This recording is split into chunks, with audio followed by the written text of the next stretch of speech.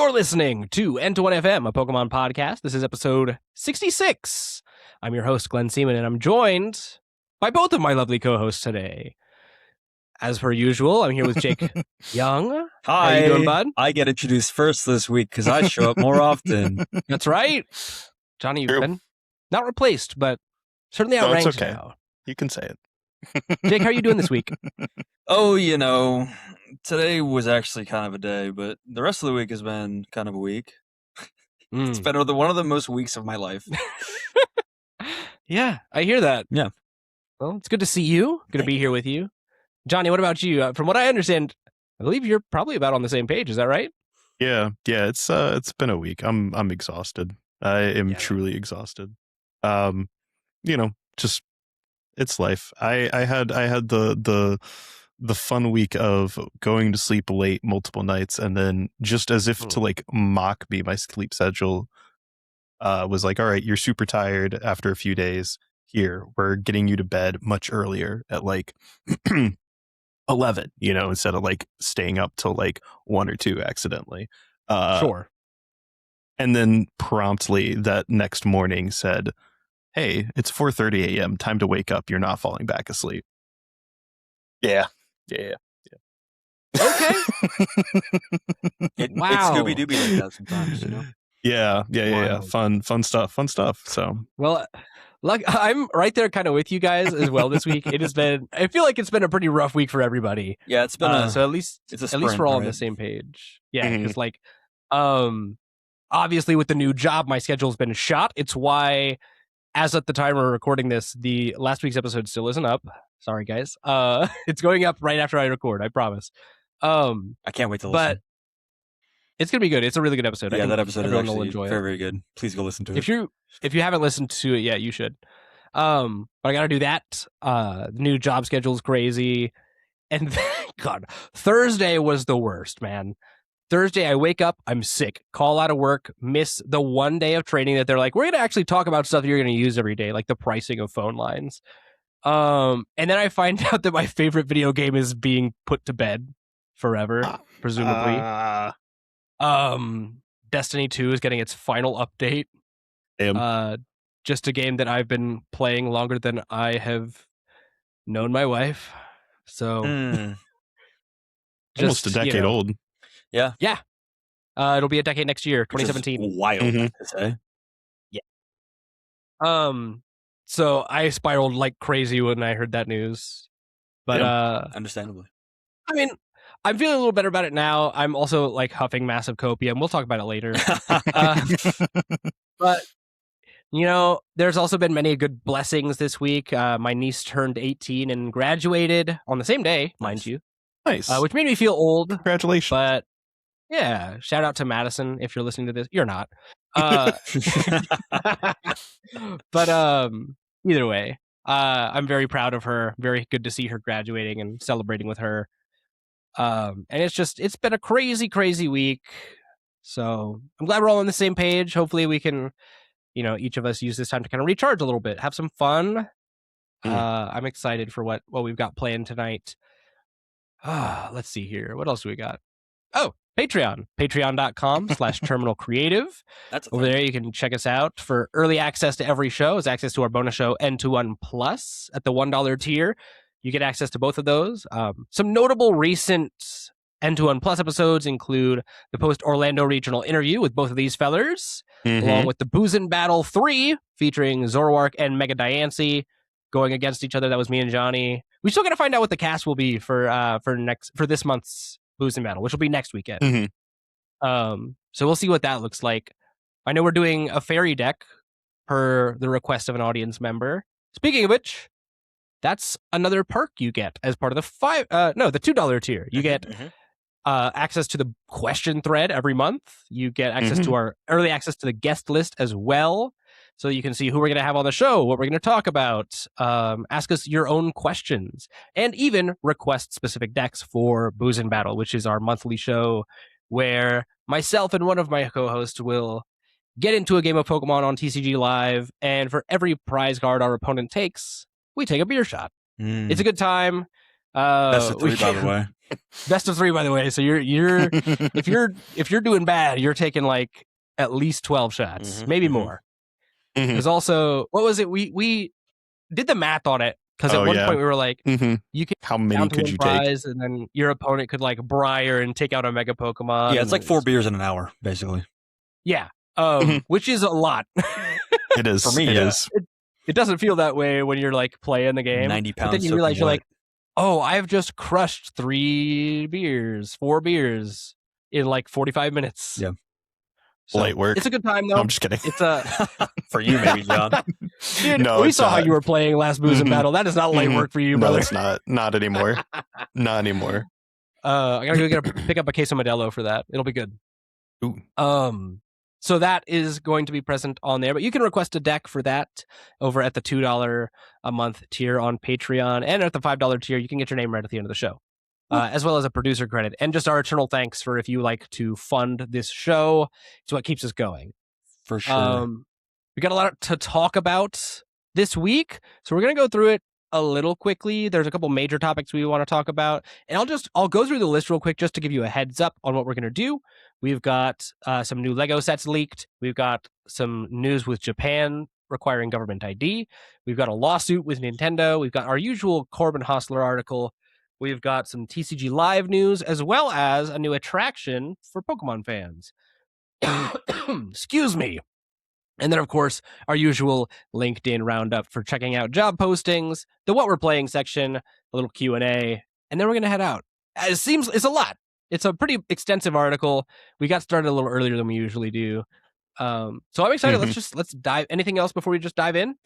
I'll touch on the more Patreon stuff at the end, but there's a lot of interesting, cool things that we've been talking about. At least I've been talking about with Glenn, and yes. This is a main feed episode, so just I did say on the I think I said on the bonus this last week. I kind of got into it, but we appreciate all the stuff that all the support from people that listen, and there's a lot of cool things that we've been trying to think up to do to just engage and get more into it, but keep an eye out for all this stuff.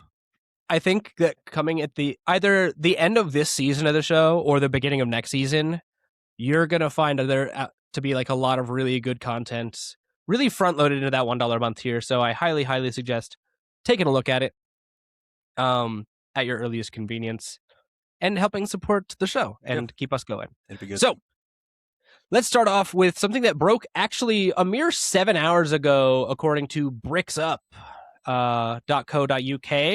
There have been 3 new Lego Pokemon 18 plus sets rumored for August of 2026.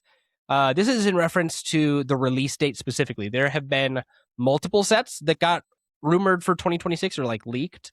And I'll go through those right now. So there are 4 18 plus sets and 4 smart play sets. There is a Munchlax, a Pokeball, an Arcanine, and a Rayquaza in the 18 plus sets, and then a Jigglypuff, a Mew, a Bidoof, and a Garchomp in the smart play sets. Now, this is not confirmed. These are just leaks and rumors, so bear that in mind. Don't take this as gospel. But the article on bricksup.co.uk here is covering mostly just the Munchlax, the Arcanine, and the Rayquaza.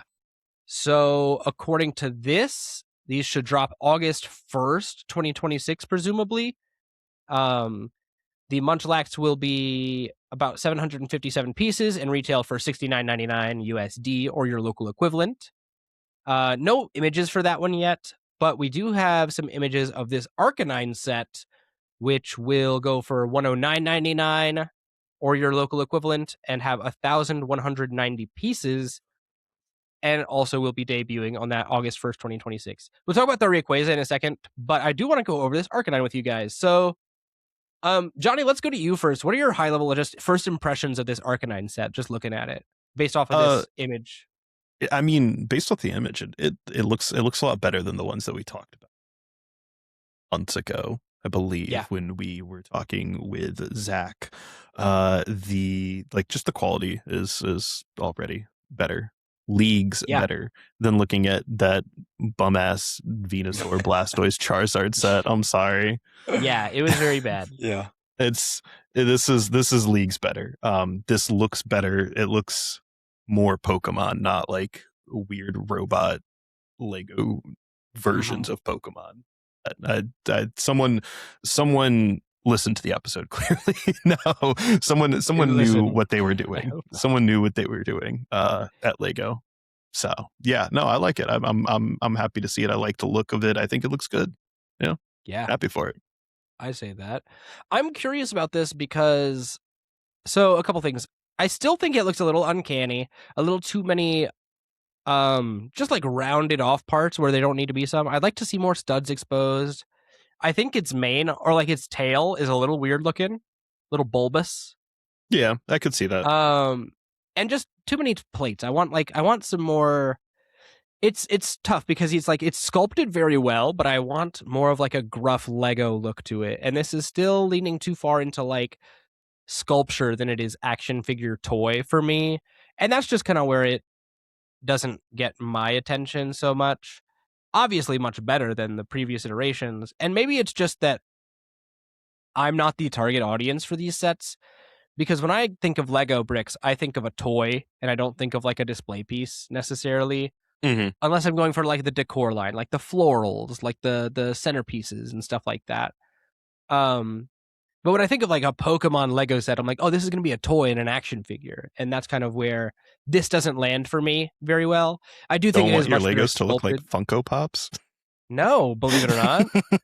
I like my Legos to look, well, I like my Legos to look like Bionicles, but yeah, that's so valid. Yeah, 100%. Yeah, obviously.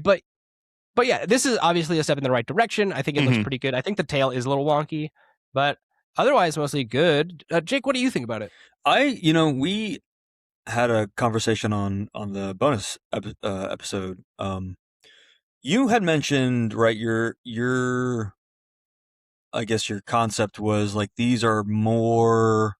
It's more, at least like the Eevee, the Pikachu, right? Even the big Blastoise and Charizard and Venusaur set. It's more. I think you said what it was more Pokemon than Lego. Like it's Pokemon that wants to be Lego instead of Lego that's Pokemon. And I do agree with you that this is kind of this is a step in the right direction, right? This is more kind of like angular. I think this design, at least this mock-up. I like that. I think this is a reveal. I think I do agree with you that like they're being a little too, I guess, precious with like the fact that it's supposed to be like almost seamless, right? Like it's supposed to be a little more smooth, a little more, but this is, like you said, like leagues and bounds better than just like a flat faceplate for an Eevee or a Pikachu. Sure. I'm wondering about, this is only 1,000 pieces, and in Lego, like 1,000 pieces can kind of get you like a variance in size. I'm wondering how big this is when it's built, because if it's like, I don't know, like the size of your fist, whatever, when it's built, I think that it pushes it into a better zone for me. But if it's like, like you're saying, like desk piece, like this is sculpture, not like toy project, then it gets a little hazier. Like I don't really want it. I don't need an Arcanine that's sitting on my desk. So right, Pokemon or Lego right now has a new line of sets. You mentioned play sets, right? And there's like the RFID, I think it's an RFID chip in it. The smart bricks. Yeah, smart bricks that interact with each other. And very cool idea, by the way. I saw a lot of people dunking on it. I think it's neat. I'm sure it'll be too expensive, but I think it's a neat idea and it's cool to have. Yeah, Lego as a brand is like kind of a luxury item in general, right? It has become more of like a prestige toy, adult toy, in the past, I guess, decade or so. Sure. But you mentioned Garchomp, right? Garchomp is kind of a more angular design, and I'd be interested to see kind of where the design philosophy splits between things that are like a pistachio, like Badoo, and Munchlax, where they're just like because Pokemon, right, is like they're either a circle or they look like a tree in the way like all the angles that they have. So I'd be interested in seeing like how we feel about these designs the more angular something gets, because the more angular something gets, the harder it is to make it precious, I think, as far as Legos go. So I'd say so. I'd be interested to see like more, I guess, abstract, but like, you know, if they made like a Trevenant or something, like how are you supposed to make that look, Ooh, you that'd know, be kind cool. of smooth, rounded off, right? I'm sure you could, but it might be more trouble than it's worth than just to then let it look like a Lego instead of try to get Yeah. it to be a Pokemon, right? Like we kind of talked about. A Trevenant would lend itself really well to a Lego set as Yeah, it well. has Because it opposable can, things, and you know, you move it around. It has arms and stuff, and like what 4 legs. So it's like yeah. very posable. Yeah, I'd be a Metagross, something like that would be You could interesting. even have like a play function in there Yeah. where it moves its legs or something. Mm-hmm. If so, back to your, I wanted to mention about the size of this thing. This looks like, and okay, so you're gonna have to bear with me. I am gauging that this will have about the footprint of a Nintendo Wii, as far as like if you put like two Wii's next to each other.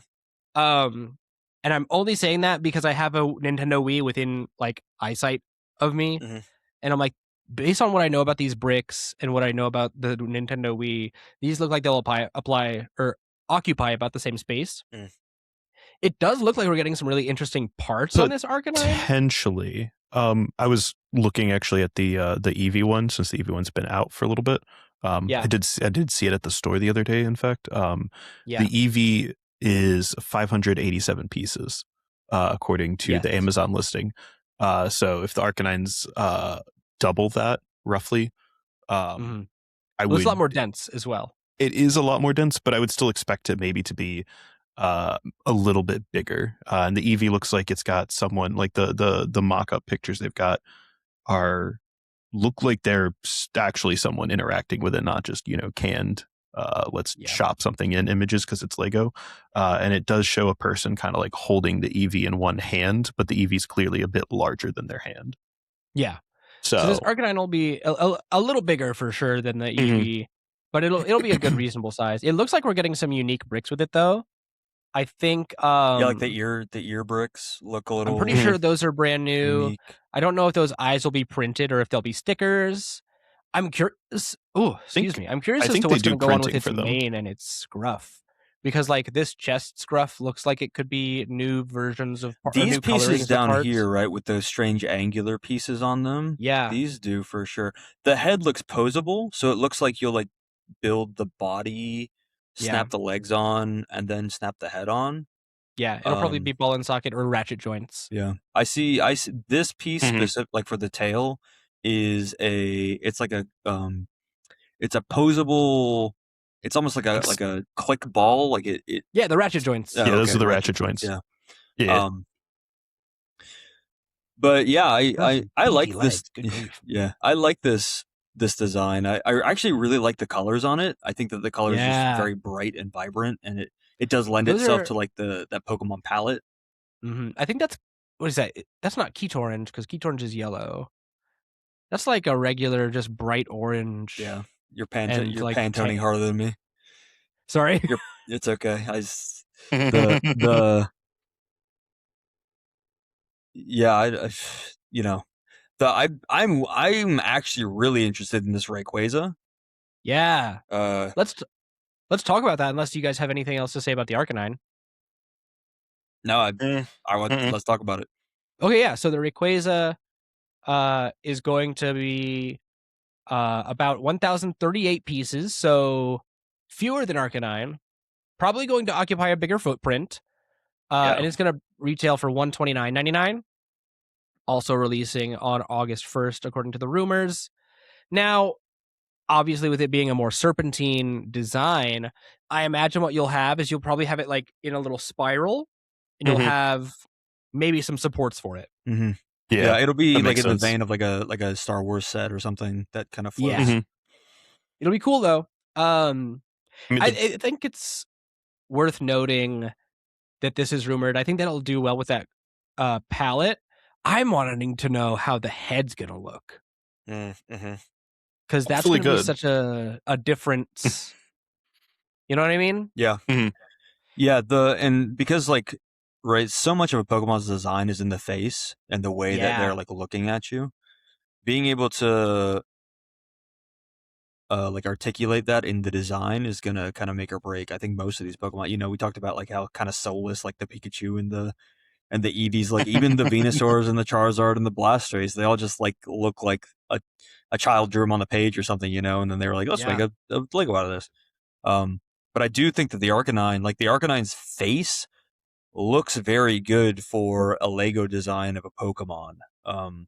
Even if like the logistics of the body design kind of don't lend themselves to necessarily what we want all the time. I actually, talking about the size of these things, I'm wondering if, talking about size in specifically relation to wanting it to be more Lego-like, have that Lego aesthetic, I'm wondering if they made them smaller, if it would if that design, like that smaller form factor would lend itself to more of a Lego aesthetic, because they have to do more with less to convey the point. You know, like it's harder to round those edges when the edge itself has to fit within a certain size.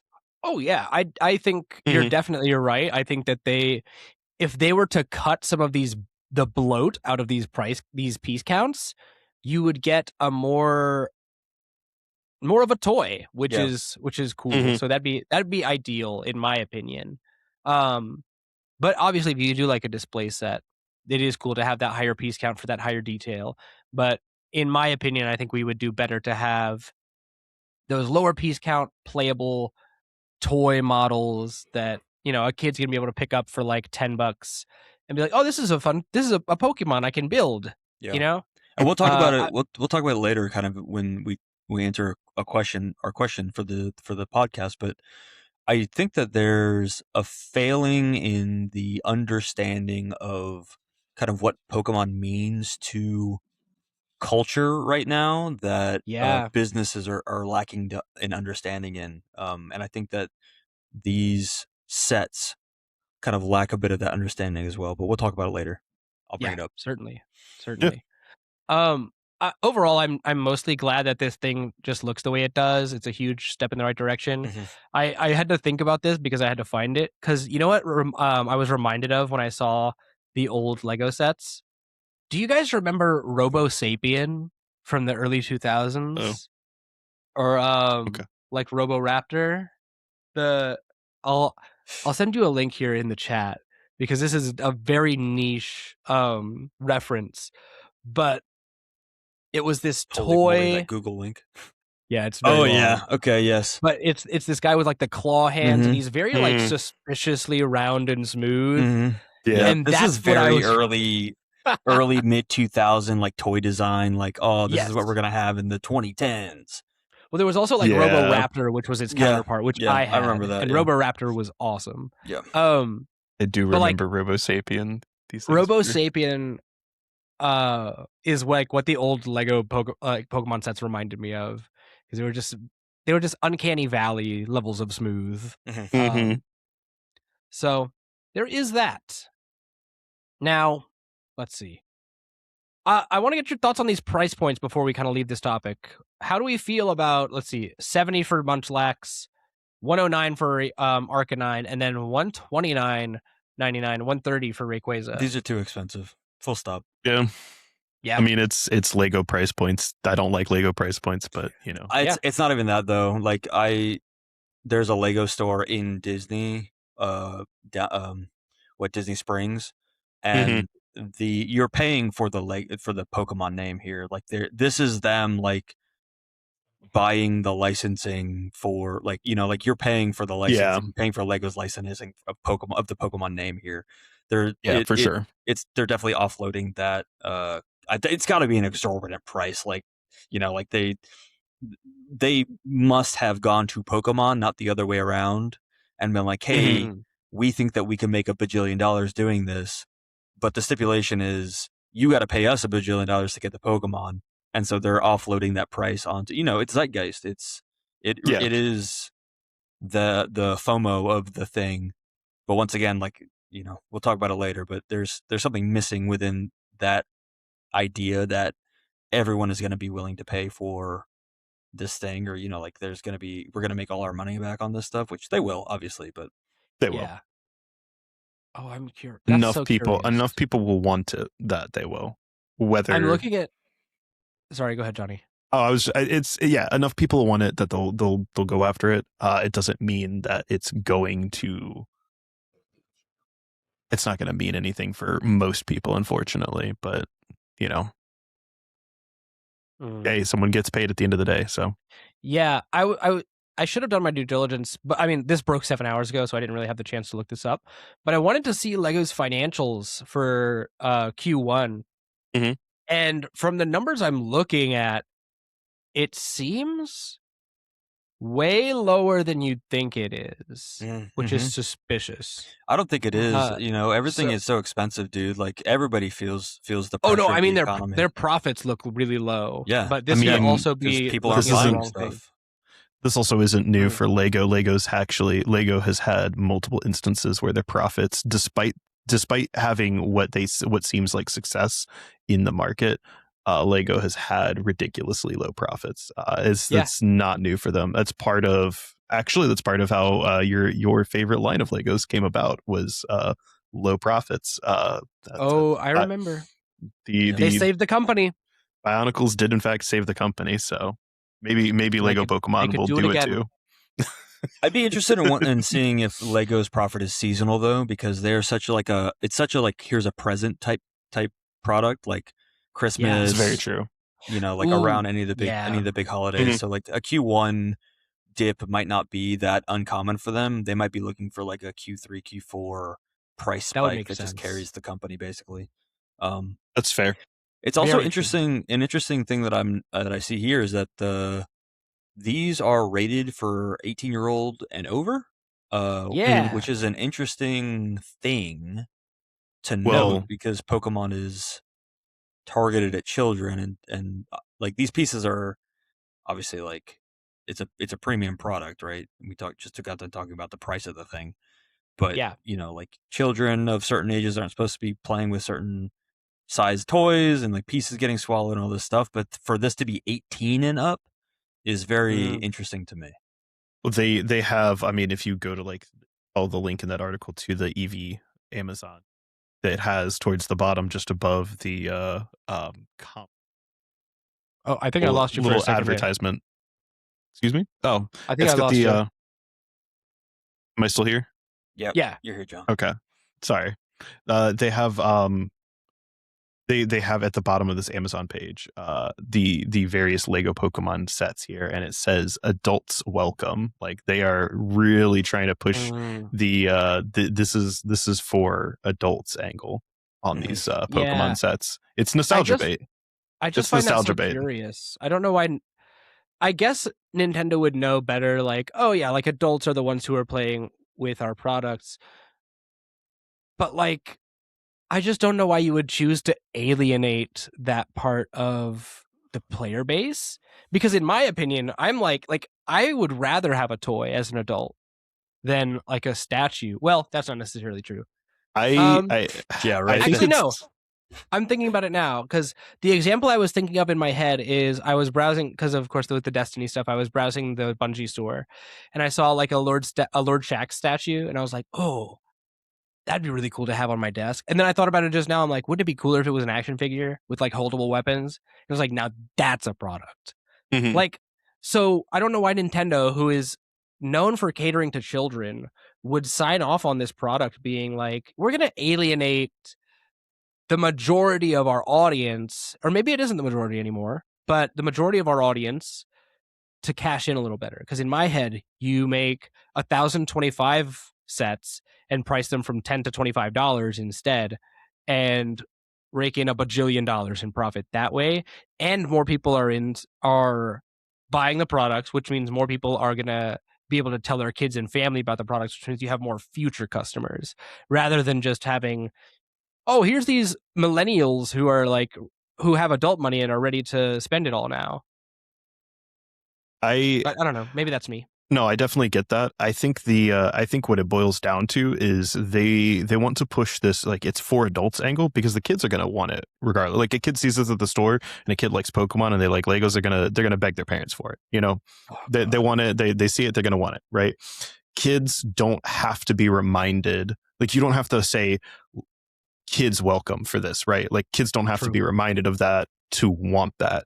but sometimes you do have to remind adults like, hey, you're allowed to, like childish things. You're allowed to have a little bit of like fun and whimsy and nostalgia in your life, and I don't think that because kids aren't the ones who are looking at the marketing, it's the adults. And so they don't have to push the angle that it's for kids. They can just push the narrative that it's for adults and that, they want adults to play with it or buy it, because if an adult buys it for their kid, they're going to build it with their kid, probably, Sure.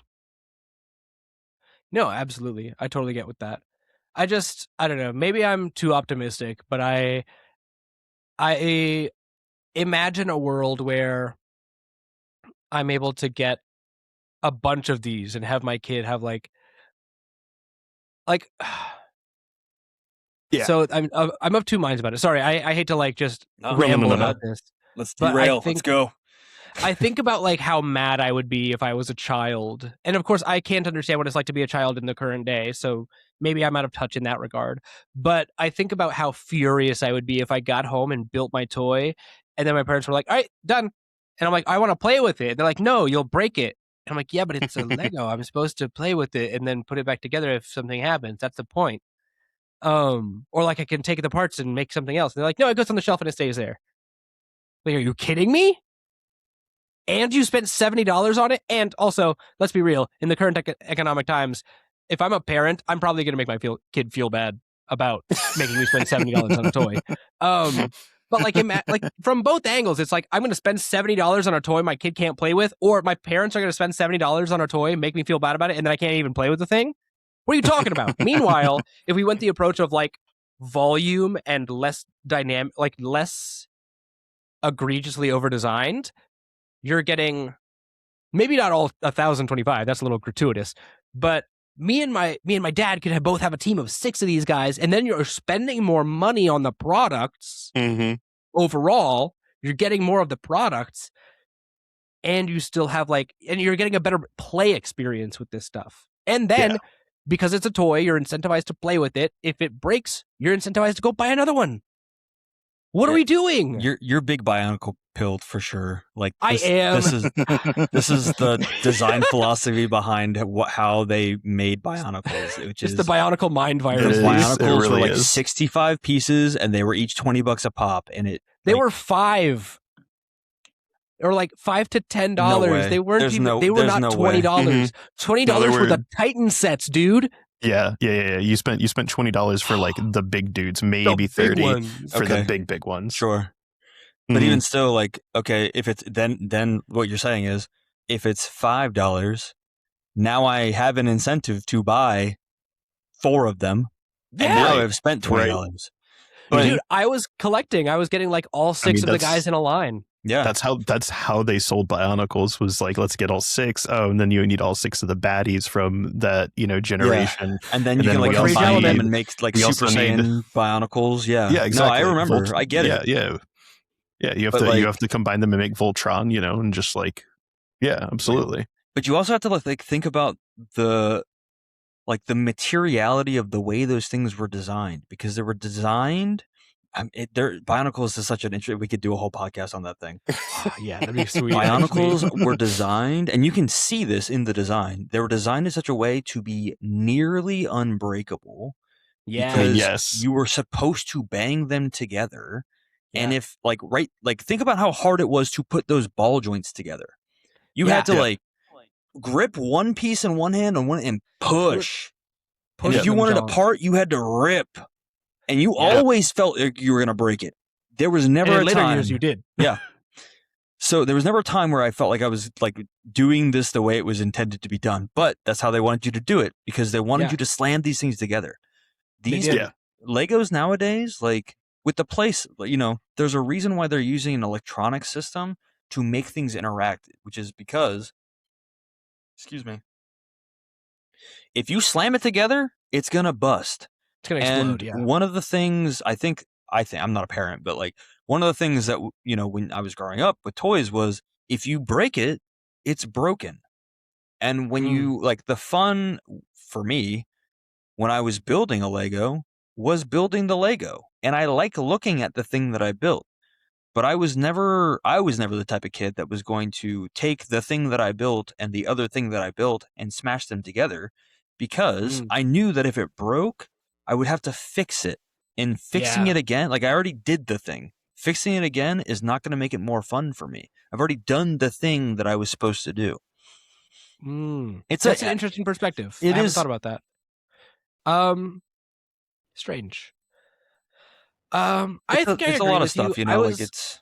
Go ahead. I was also more gentle. I was never smashing my guys together, so I'm not totally sure exactly. I'm sure there's like a middle ground. Like I was probably an outlier because I was also taking my guys apart and putting them back together and making my own custom ones. So I was always like the just building other stuff type of stuff. So I never was able to grasp really the whole like smash them together. Some of my friends were, and I was like, all right, maybe chill. I worked hard on this. But I don't know. I just think there is something to be said. I think I like where your perspective is coming from. I just from a financial standpoint, I think it would make sense to incentivize buying a bunch of guys and creating more loyal customers than to, I don't know, like I want if I'm Lego, the Lego group, I don't want to make sets for the current generation. I want to make Lego sets for their kids. Yeah, but you're so not. So the kid sees that. You're not I know, Mr. Lego. I know you're I'm not John Lego. Like it's so and funny. I never will be, because this whole topic, right? We talked about it ad nauseum, and we're gonna keep talking about it ad nauseum because it's an interesting topic. But I had a conversation with my boss today. Right, I work for Walt Disney World. Corporations are cold, right? The money does not, like, money is a language in and of itself. And we've talked before about never mess with the money, but like you just can't. Like it's how would you say, it's impenetrable.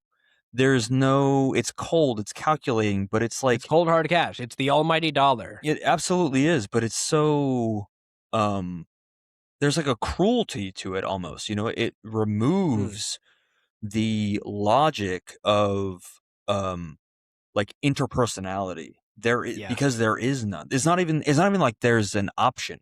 There's no illusion of choice. There was never a choice to begin with. It wasn't even like you could consider something else, right? Like that's just not the way the business runs. And it's not like there's another option. It's just not. That's not how it works. That was weird. I heard that. It's just not how things work. And so, yes, the human side of us, which is, like we could talk all the time about, oh, if I was John Lego, if I was, Dr. Disney himself, we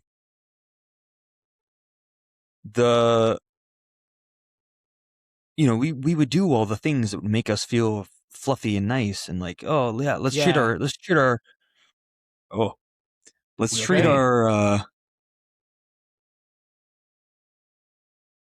sorry, we're having some technical issues. Sorry about that. Maybe we'll cut that out.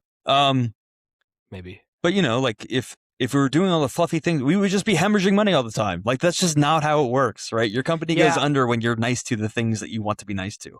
That's true. Just, like it just doesn't function that way. That's not how the machine runs. And companies only tend to make products that are best for the consumer when they're in desperation. Absolutely. You see that with Lego making Bionicle when they did. You see that with frequently with my beloved Destiny. Like the times when that game has been its best is when the company has been in shambles. And there's a specific reason for that too, right? It's because if the company goes under, then the shareholders lose. And so when you are desperate, you can be desperate, and usually, right? You can be desperate and do the thing that's actually nice for the customer, because when the customer feels good, they're actually going to give you more money. And so now you're back on your 2 feet, making sure that, okay, now the company's making money. We're able to go back to being the cold, hard, ruthless people and do the thing because we've saved ourselves. We saved the shareholders, right? Yeah. It's, it just feels bad. And now the shareholders are able to have their hands in it more, be like, well, you better make sure that my money stays where it's supposed to be. So it's a vicious circle. I wish we could get companies that make things more for the art of it rather than for just profits. But unfortunately, it's few and far between. And ultimately, capitalism is run by greed. Unfortunately, it's just the way the thing is. It doesn't work any other way. And we're back. Sorry about that. We had some technical issues. It was really special. I am Optimus Prime, leader of the Autobots. This is a message. The inside joke. So let's just close out. Just last closing thoughts on these Lego sets, price points, kind of the business of Lego. What do we think about the overall, like these 3 sets, the other sets that are rumored, and kind of what our expectations are for the future? Let's start with Johnny. I wish they were cheaper and better for everyone else to buy them. These are bum sets. Well said. These are bum sets. That's my eloquent prose on it. Yeah. Bum. Jake, what about you, man? I like the direction they're going in. I think that they're gonna hit their stride with this stuff, and they're gonna reflect on what is selling and what is not, and they're gonna pivot based on that. And I'm excited to see where they pivot into. And like Lego it's a smart company, and they're gonna I think they just have their finger on the pulse of what is making them money, and it'll be good for them. They'll be good, and it's the IP that they're using is such a we love the IP. We like Pokemon here, probably, maybe. Yeah, it's got a lot of staying power. Yeah, it does, and it's gonna be fine for them. Maybe I'll pick something up if they make the right Pokemon. Yeah, certainly. I'm right there with you. I think I'm with you guys both. Like, make them a little cheaper. I want them to be more of a toy than a display model. But I am satisfied with the direction they seem to be going in. I'm excited for the other models that are ones that are like the play sets. So it'll be cool. Looking forward to that. Let's move on from this godforsaken topic, this wasteland. Terrible. It's like a last second article too that we added. All right. Next up, Japan is now going to require government IDs for select TCG purchases, limiting access for scalpers and overseas buyers. This article comes to us from Pokebeach.com, written by their resident water Pokemon master, where it says, to combat scalping, Pokemon Japan has announced that starting around August 2026, customers will need to verify their identity using the government-issued My Number card in order to enter lotteries and purchase select TCG products from Pokemon Center Online. The requirement will also apply to registering for certain official events. Now, what this tells me is that Japan understands the scalping problem, which, here's an aside to that, I don't understand how Japan has a scalping problem. Their cards are so much cheaper than ours. But maybe it's just on less of a scale. This is what we need to be doing as well. Now, granted, they also have a lottery system, but so it's a little different. But I'm glad that they're taking this step to verify. I'm always a little skeptical of like the government getting involved, but also they're a private company. They can require you to do whatever they want, and if you want to buy the product, you'll apply or oblige. Mm-hmm. What do you guys think? Jake? Oh, sorry. Go ahead. Oh no, go ahead, John. I was just going to say this is something that would only work in Japan, and it's only work in Japan because Japan has a economic system where government is so heavily integrated into the market itself, and because everything works off of these days, honestly, almost everything in Japan is like very smartphone based now. Your train card is smartphone based. Your credit cards are pretty much all on your phone. Purchases and things like that. Literally anything is done through a account or a phone system in Japan, and that generally means that you're probably not going to have the same level of success here in the US with a program like that, because the average American citizen doesn't want the government interfering with their business in any capacity. Sure. That's just the systems. It's the variance in the way that governments operate here versus there. Here, personally, I would like to see it done with something like Trainer ID, honestly. Use someone's trainer number. I think we've talked about that before, actually, where we've said, Yeah. use a trainer number for monitoring scalping. Because it's a problem here too. It's a bigger problem here too, clearly. Yeah. It's to the point where like stores are usually completely devoid of cards most of the time. So I don't know. It's Yeah. just something that I would like to see, but I don't think would happen here unless they handle it differently. And I don't think they'll do the trainer number thing either, because that would alienate a buyer market substantially. Yeah. I get with that. Yeah, I agree with what you're saying, John. I actually just looked up the population size of Japan. So says the Googles. Japan has approximately 120 million people, compared to the United States' 342 million people. So they have a little more than a third of the a little more than a third of the population of the United States. And then I looked up the landmass of Japan versus the United States, and the United States is 26 times larger than Japan. Yeah, Japan has the landmass of basically the entire eastern seaboard, and that's about it. Right. Which coincidentally, about a third of the United States' population lives on the eastern seaboard. Yeah. So you have a good idea of what Japan is like, just based on that.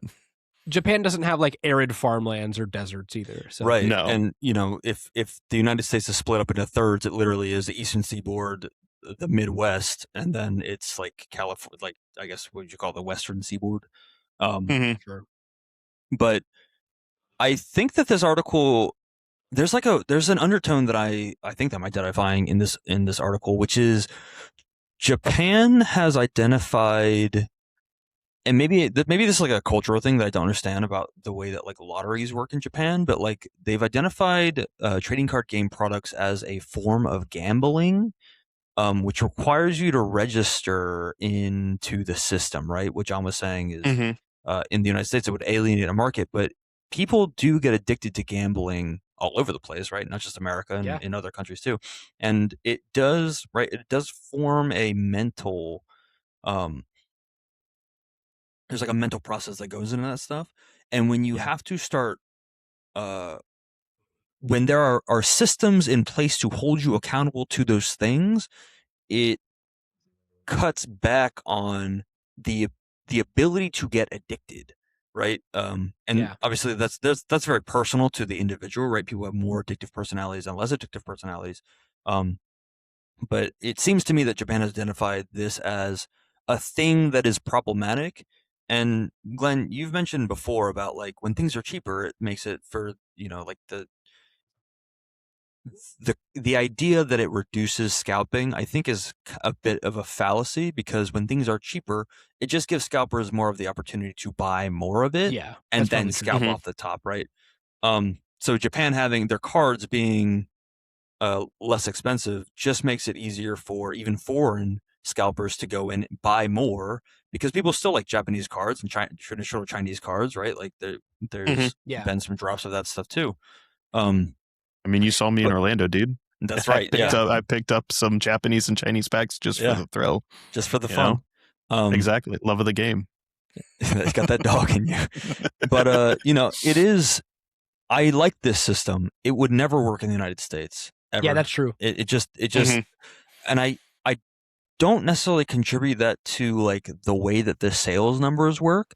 I contribute that to the scale of implementation, because the United States is so big compared to a place like Japan, and Japan is like functionally much more technologically interfaced than we are, I would say. Where, right, like you're saying, all of their stuff is hooked into a system that is electronically based. So I like it. Yeah. If it works, it's great. But it's kind of pie in the sky for us, because like, how are you supposed to do any of that? Like in a place like New York, it's probably okay, but like people in the Midwest still buy Pokemon cards. People in like the middle of the woods want to buy Pokemon cards. How does this work with like it probably works better with an online store, but Yeah. your local card shop is not necessarily gonna like force you to interface with it because they want their money too. They're making money off this stuff True. also. Yeah. I think probably like your LGS is just as problematic as some of the scalpers as anybody else. Definitely. Yeah. I think that's very true. Mhm. Which is a shame because I think it would be like the impetus being on the LGS is a good motivator to create, like, it's a good way to create loyal patrons, right? In some sense, because if you, and I'll kind of close this up with this because I don't want to spend too much longer on it. My thought is if I'm an LGS owner right now, especially one that hosts League regularly, I want my players getting cards first. So what I'm going to tell you at the door is I'm going to have a sign posted on the door that says, hey, Pop ID is required to purchase Pokemon TCG product here. If you can't produce that, you don't get to buy the product. And then I know that my players are getting product first. And if you're now, because LGSs are a more niche thing, right? You are maybe alienating the guy who wants to come in and get like their kid a gift. But maybe there's an in between where it's like you get something like after a certain amount or like a certain number of products. And I don't know, like you said, this is very pie in the sky, very wishful thinking stuff. My thought process is if I'm a store owner, I want the people who I know are here every week, spending their money every week. I want those people served first. Yeah, and I think going one step further with what you said is, if you want to buy here, you need this Pop ID. If you want to play here, you need this Pop ID. If you want to play somewhere, you have to have Pop ID anyways. You just don't necessarily have to have the app. It's just Pop ID is like your player ID for the Pokemon stuff. Yeah, I see. So like, there's the app you can have on your phone, right, yeah. And so I'd say just pull that up, and show me you're here. Yeah. And we can just write that down, yeah. or like just integrating that system becomes hard though because you put the impetus on the Pokemon company to kind of well not even that, just integrating, right? I would just want to be able to like show it to me on your phone, and as long as you have it there, like we're good. I see. I see. Yeah, like not like it doesn't have to be. It doesn't have to be like a hardcore system where we're like tracking you, but like. Yeah, we don't need regulations and crazy stuff like that. I think that's way over the top. I just want to make sure I'm selling to the right person, is what you're saying. Yeah, like you want to dance with the people that brought you, right? In some sense, you want to sell to those who are there every single week. Spending their money on league challenges and league cups and local weekly tournaments and snacks while they're there. And I'm going to get an extra pack while I'm here because I didn't get good rates last time. You want to sell to the people who are keeping you in business week over week, not just necessarily the guy who's coming in to get his nephew like a blister pack because it's Christmas time. Yeah, for sure. So yeah. So that's kind of my thought on that. Anything else before we move on? Because speaking of stores and their owners, we do have a fun article to talk about next as well. Yeah, no, nothing too much else about this. Like I said, I think I scrolled through this a little bit, just looking at some of the comments. And I think the comments kind of reflect kind of the sentiment here in the West and why it just wouldn't work. Is a lot of Western players, a lot of people in the West just wouldn't trust having to use your ID to verify that you purchase Pokemon cards from a store, because we have bigger issues with things like that here with information being stolen. Honestly, here in the US, I think that's the biggest thing is information being stolen here.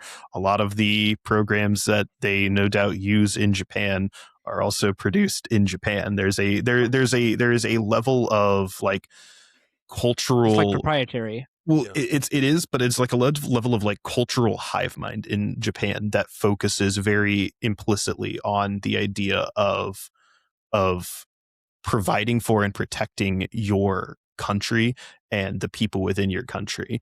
And because of that, companies instill this idea, companies and businesses and the people and the government itself instills this idea of like, you're not going to, use your company that harvests government data and information and IDs from these people to sell. You're going to use it for the right reason, because if you don't, you're a terrible, terrible person. And bad things will happen to you. And that's in the mindset.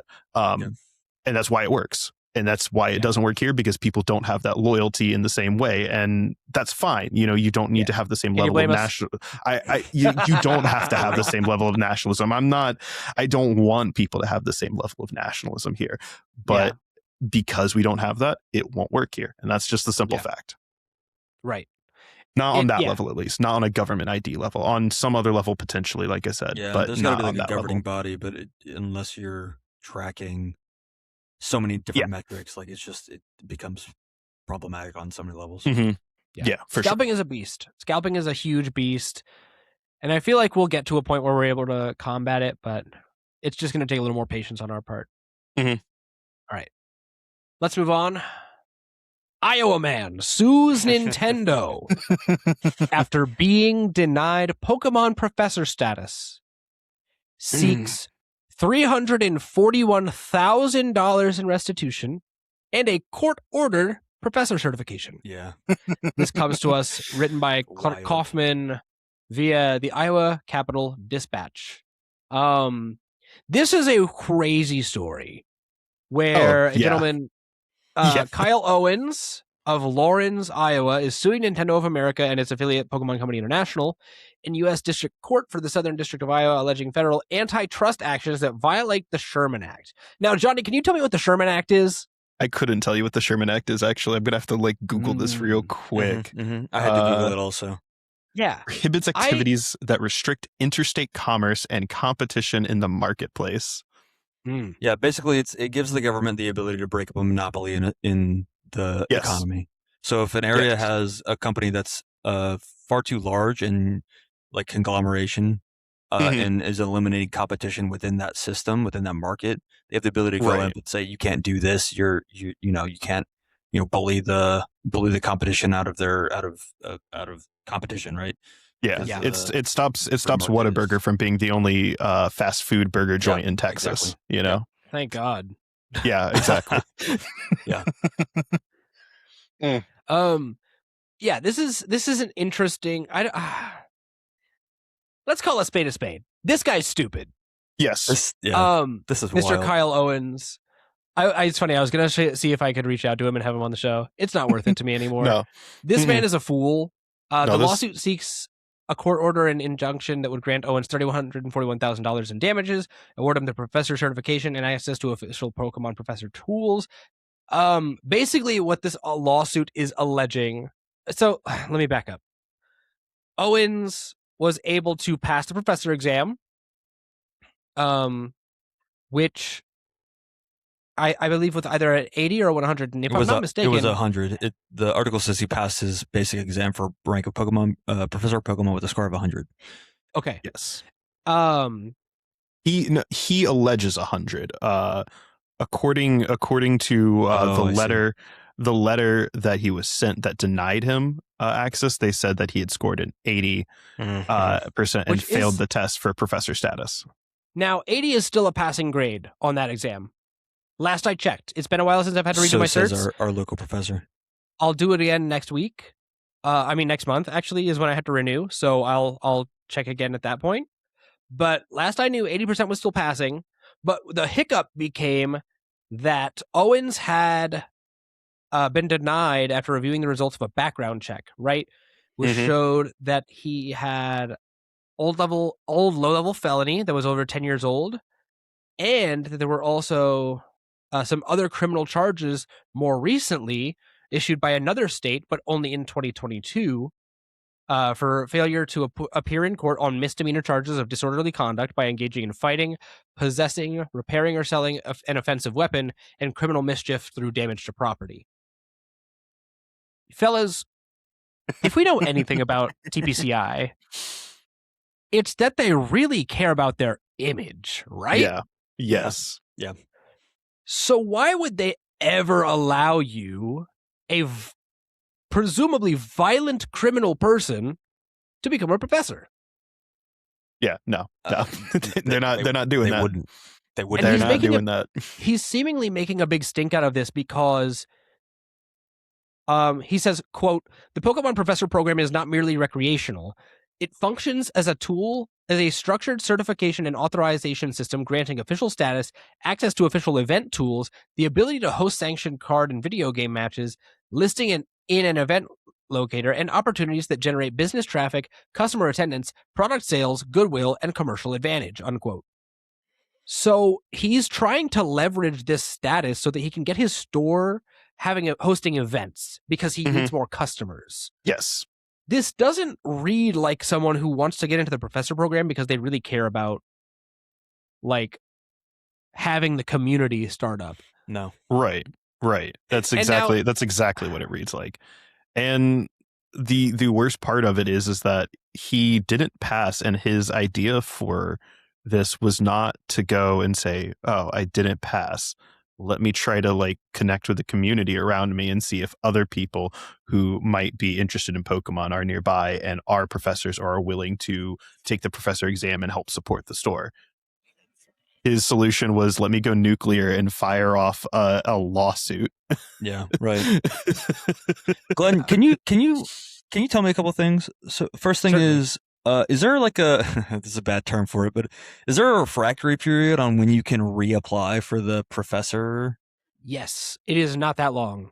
It's like I think I want to say 30 to 90 days. So either a month or between a month and 3 months, which is not that long. If I'm not mistaken, this is last I checked. Sure. It's been some time. Not gospel, got it. And then who is in charge of being a Pokemon professor? Like, who gives out the certification for being a Pokemon professor? It's run through TPCI. Okay. They just have a background check. The Pokemon company gives the certification for their company to allow you to put on events, judge events, do things that could potentially generate you revenue. Not necessarily. Yeah, not guaranteed. But they're the governing body. Yes. So instead of waiting, like John said, like reconnecting with, maybe get back to your Pokemon roots there, buddy. You fire off, like you said, a $341,000 lawsuit in Iowa. By the way, $341,000 is nothing. Well, nothing to the Pokemon company, first of all. right. But like, that's not what I'm saying. Where's that figure coming from, brother? Right, yeah, it's just they didn't do anything illegal to you. Why do you think you're suddenly owed $350,000? Yeah, and I speculated. Sorry, that's what you're saying, Jake. No, I speculated that was like some lawyer's estimate to the lifetime like value that they would get from having the Pokemon professor thing. But who knows, right? It's just some number. It's an arbitrary number. It's what you get. That's what you get when you send that off to a lawyer for the 1 hour of time that he's giving you for free. Yeah, that's his 1 hour of free lawyer time. Yeah, exactly. Yeah. That's his consult right there. And right, the Pokemon company, incredibly litigious, also, but like this is such a nothing burger as far as like what is the expectation? Like a court, like who would want to be the guy to be famous for receiving a court order Pokemon professor certificate? Dude, imagine being you know what I mean? Imagine rolling up to locals or like you're in the group chat, like, hey guys, you want to go to you guys don't trying to hit this store up for the weekend? They're having a cup, and they're like, oh yeah, isn't that the guy who sued Nintendo in order to get his professor status? Yeah. And then you got to be like, yeah, I'm gonna go there and play. It's so pathetic. This is loser behavior. Yeah. Big L status. And deeply loser behavior. It's on and blast. Like he's just signaling to the world, like, I've got an L tattooed on my forehead. Yeah. Right. This is a humiliation fetish almost. Like you really, oh man. I can't imagine confidently believing that you are owed this money and this status when you're clearly not. It's wild, man. The Pokemon company cares so much about their people, who they have on staff, where they go. So here's an anecdote for you. A local store that we like in this area, that one of my good friends, Devin, he is the professor at that store in-house. They serve alcohol at their store. they had to go back and forth for years with the Pokemon Company because they were grandfathered in before they had the rules about alcohol because they wouldn't have been a problem prior. So they had to get their made a Pokemon store under the conditions, right? That on the days that official Pokemon events are held, they are not selling alcohol. Now, I think since then they have been able to change that in a way that alcohol is not allowed in the play area for Pokemon. Like they can't even walk through those rows if they have alcohol. They got to go all the way around, which is great. But the Pokemon Company isn't letting people sell beer on Pokemon Mondays, dude. Yeah, right. They're not going to let a 4 years removed violent criminal with weapon, like making or selling a weapon and criminal mischief charges and damaging property, like, and fighting. Like, dude. Yeah, it's a bad What look. did you think was going to happen? I mean, now you're definitely not going to get it. Yeah, for sure. Because you threw a fit. Yeah. They gave, I can't remember the guy's name, but they literally gave that guy back in September. They gave him his player status back. The one who had been who was cited for unsportsmanlike play for like a couple of tournaments way back in the early 10s. And they gave him his play, like they unbanned him, and then someone was like, oh yeah, by the way, he sent like bad text messages to someone who was not an adult.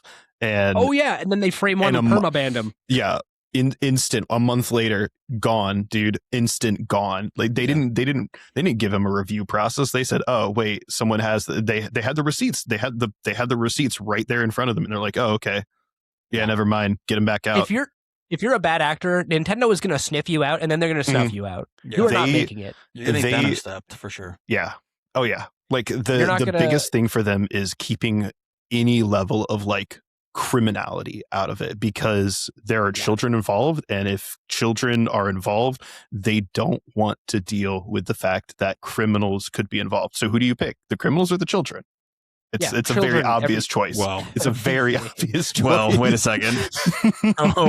Wait a second, buddy. Yeah. Uh-oh. Joe, we're gonna get put on. Hold on. Trigger warning. No, it's just about it's about protecting the children. It's about protecting the player base, and it's about protecting Pokemon the trading card game Incorporated. And obviously, yeah, absolutely. Yeah. So no, this is foolish and stupid, and I'm glad this guy didn't get this professor. He doesn't deserve it. Like, why would you? I think it's an ongoing trial, right? Yeah, I mean it is, but Nintendo is going to.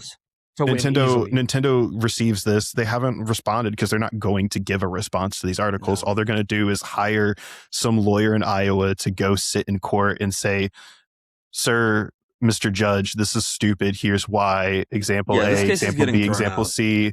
1,000%. And the judge is gonna say, "You're right. This is stupid. Get out of my courtroom." Yeah, and it's not Iowa lawyers like, they're gonna hire like 25 dudes, and they're all gonna roll up and be like, "This is stupid." And the judge is gonna be like, "Yeah, this is stupid," and it's gonna get thrown out. Like there's nothing here.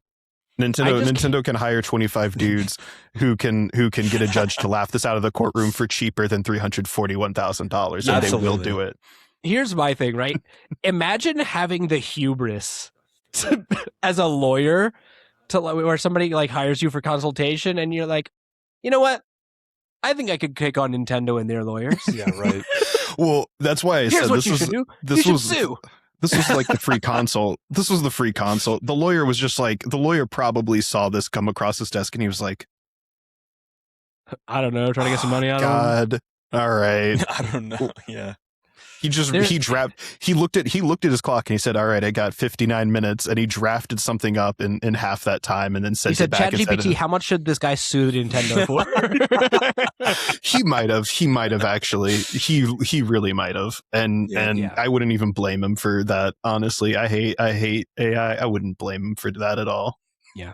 Goofball moment. All right. God. Speaking of AI, the biggest price spikes in Pokemon this week, as written by Corbin Hostler on tcgplayer.com.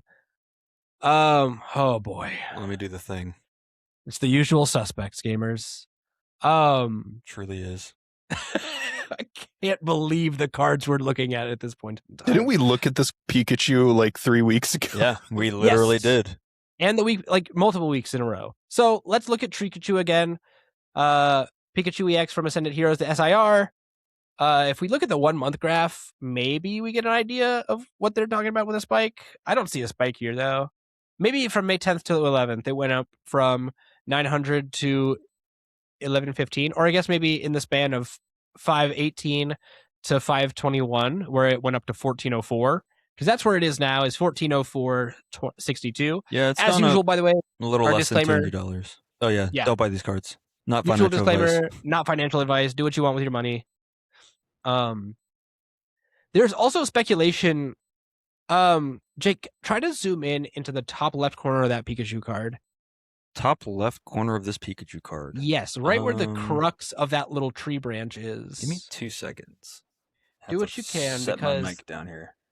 there is another there's another Pikachu card that is rumored to be the card, Way up on or like the this. Pikachu in that tree in the top left, right under the name Pikachu.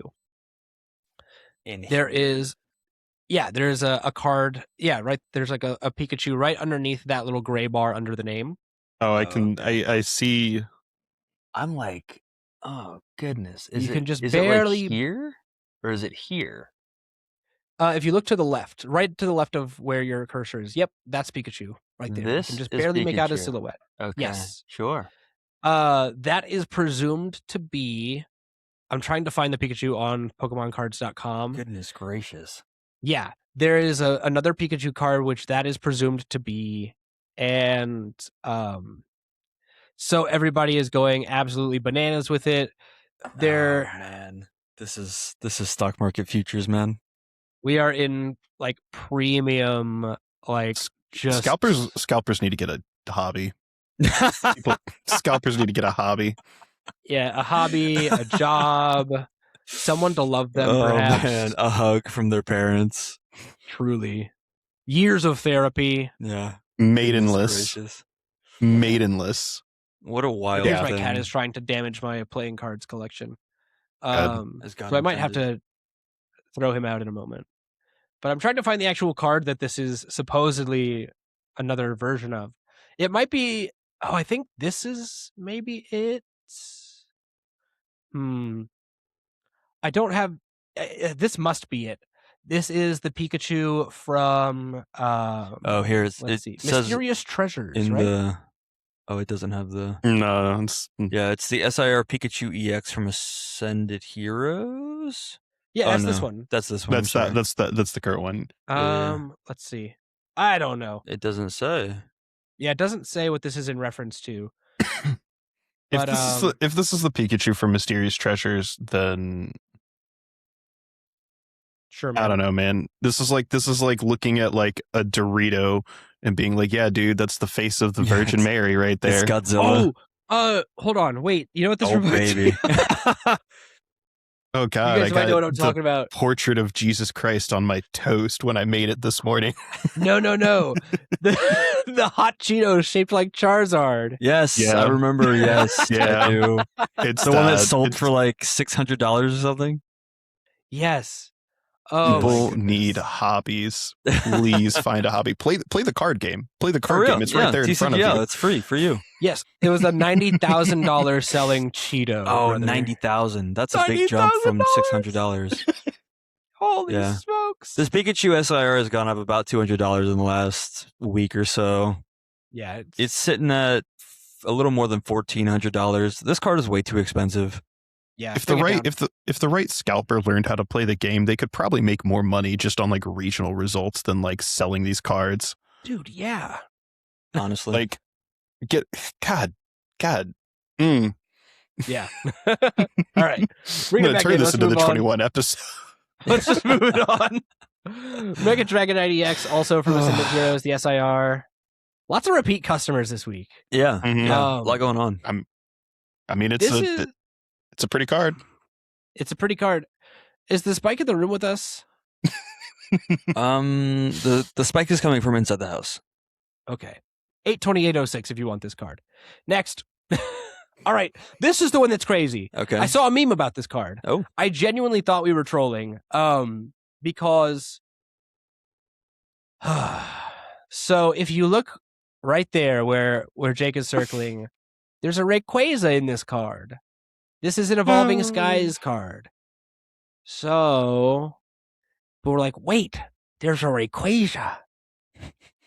We In can Evolving sell this Skies. for money. Enhance. Computer, zoom in on the Rayquaza. God, it's a bad 2000s action film. That Yeah, this is dropped down to It spiked and then it crashed. Yeah, instantly. It's sitting now at like $9.36 for the reverse hollow. Yeah, it got started up to off $18 Yeah. for a common. Yeah. What are we But- doing? Well, for an uncommon because it's a reverse hollow. But There's a Rayquaza in it though. Did you consider that there was a Rayquaza in it? there's a green snake and a gay little dog in it. So I guess we had to. So I guess we had to make it $1 billion. The dog pansexual. Oh my You're God. I don't know what I'm thinking. That's true. That's how we got Sylveon. Exactly. Jeez Louise, man. I just can't. I can't with this. Get a job. I can with this. If you want this card, look through your bulk. Don't Yeah, buy for real. this. Oh man. All right. Up next. This is actually a cool one, but already it's too much money. This is gonna. God, I can't with you people. Mega Evolution promo. Bulbasaur. This is from the first partner Pokemon. It's Bulbasaur and it's a promo and it looks cool. $47 now down to $37.97. Do you guys have any thoughts on this card? I mean, first partner promos all look really good. The new round that's coming out all look really good. It's true. Yeah. cool. They're like the designs are cool, but at the end of the day, it's just it's a card for the art, not a card for Do you guys the know play. what Pokemon Art Academy is? No. No.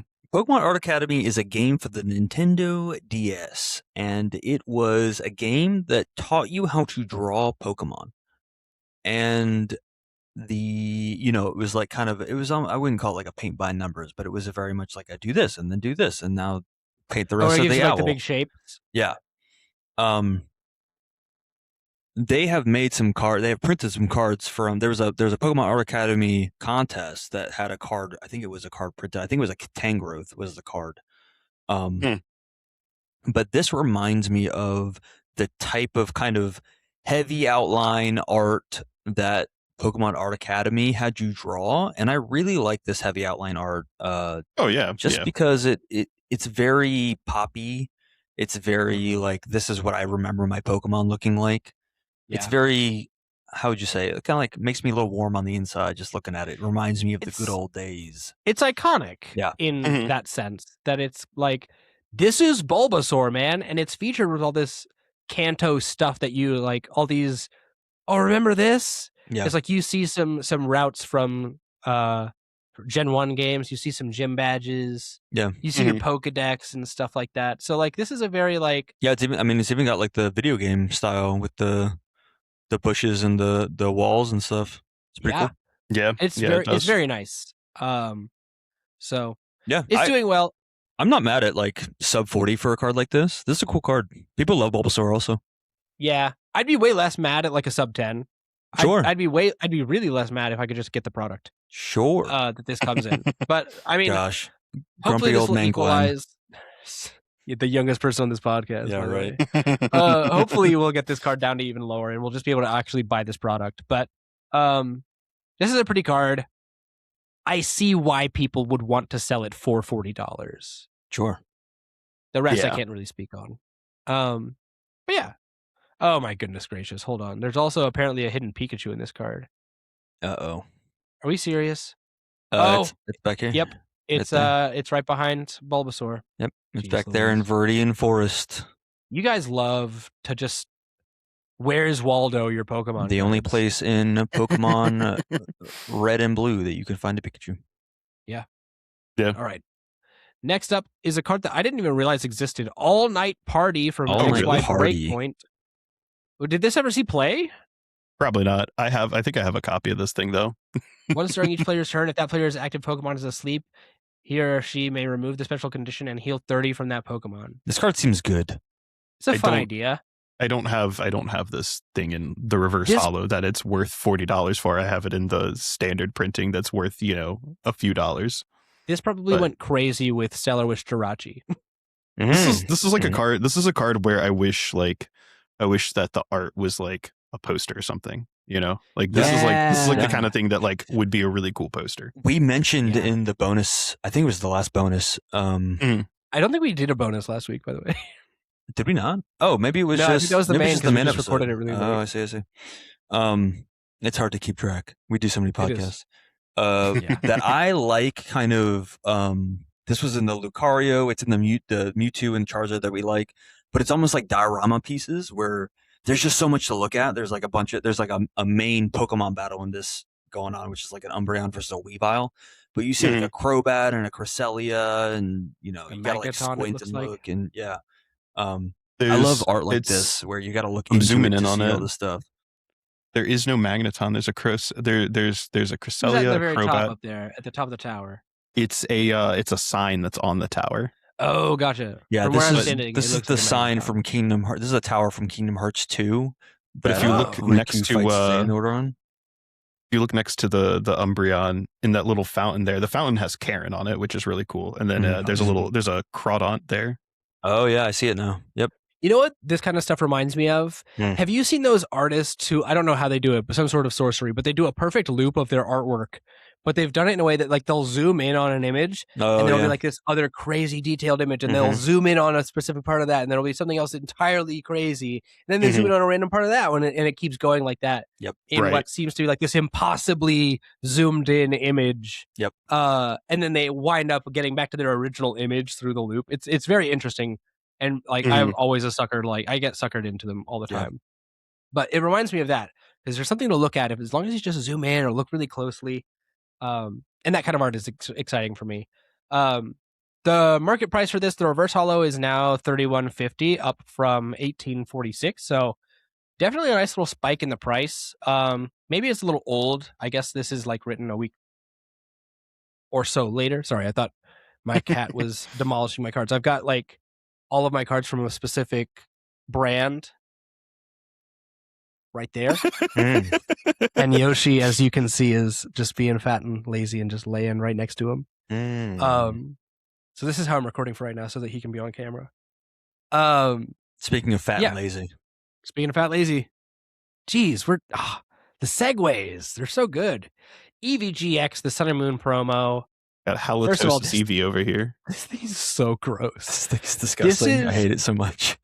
What's from that SpongeBob episode where he has bad breath? Yeah, and he's like, I hope I'm not bothering you with my terrible ugliness. And he's like, not at all, boy. Yeah, it's that image on an Eevee. This card is horrible. Bro needs to get those tonsil stones removed. Facts. So it jumped up from $95.49 to $132.78. It's expensive, man. This card needs to be shot out back behind the bar. This needs to be put down. Yeah, it's really bad. Yeah, I hate this. It's gross. What the only thing that I think is actually funny about this is that the Eevee has a double chin. Yeah. It's this is an abomination. This is a sin against God, honestly. It's a sin against John Pikachu. How this ever got printed, I will never know. And honestly, I don't want to. Who lost? Somebody lost a bet. That's for sure. Yeah. Awful. If you like it, more for you. Not my thing. And then last but not least, but something that is my thing. Oh yeah. Gardevoir EX from Paldean Fates, the SIR, sitting right now at 192.68. Yeah, 68. Up from who's to say? Yeah, something less than that. Yeah, a smaller number. This card has been going up steadily for the last ever. Yeah, ever. And it will continue to. And it will continue. Yep. This card is because this card is beautiful. It's a great card. Yeah, it's gorgeous. It was highly playable. It's a shiny. And it's a Gardevoir, so and it's like Gardevoir. the Yeah, it's basically like the There's Perfect no laws against the triumvirate. Pokemon, Batman. You know. By the way, I have made it my mission to make on TCG Live now. All of my decks have the Mega Lopunny sleeves, a Gardevoir coin, and a Vaporeon deck box. Just so I can be part of the problem. Mm-hmm. You might not be part of the problem. You might be the problem. That is the. I assure you, I'm not. That is the. I know what kind of man you are. You could take a blacklight to my office and Meme. you'd be fine.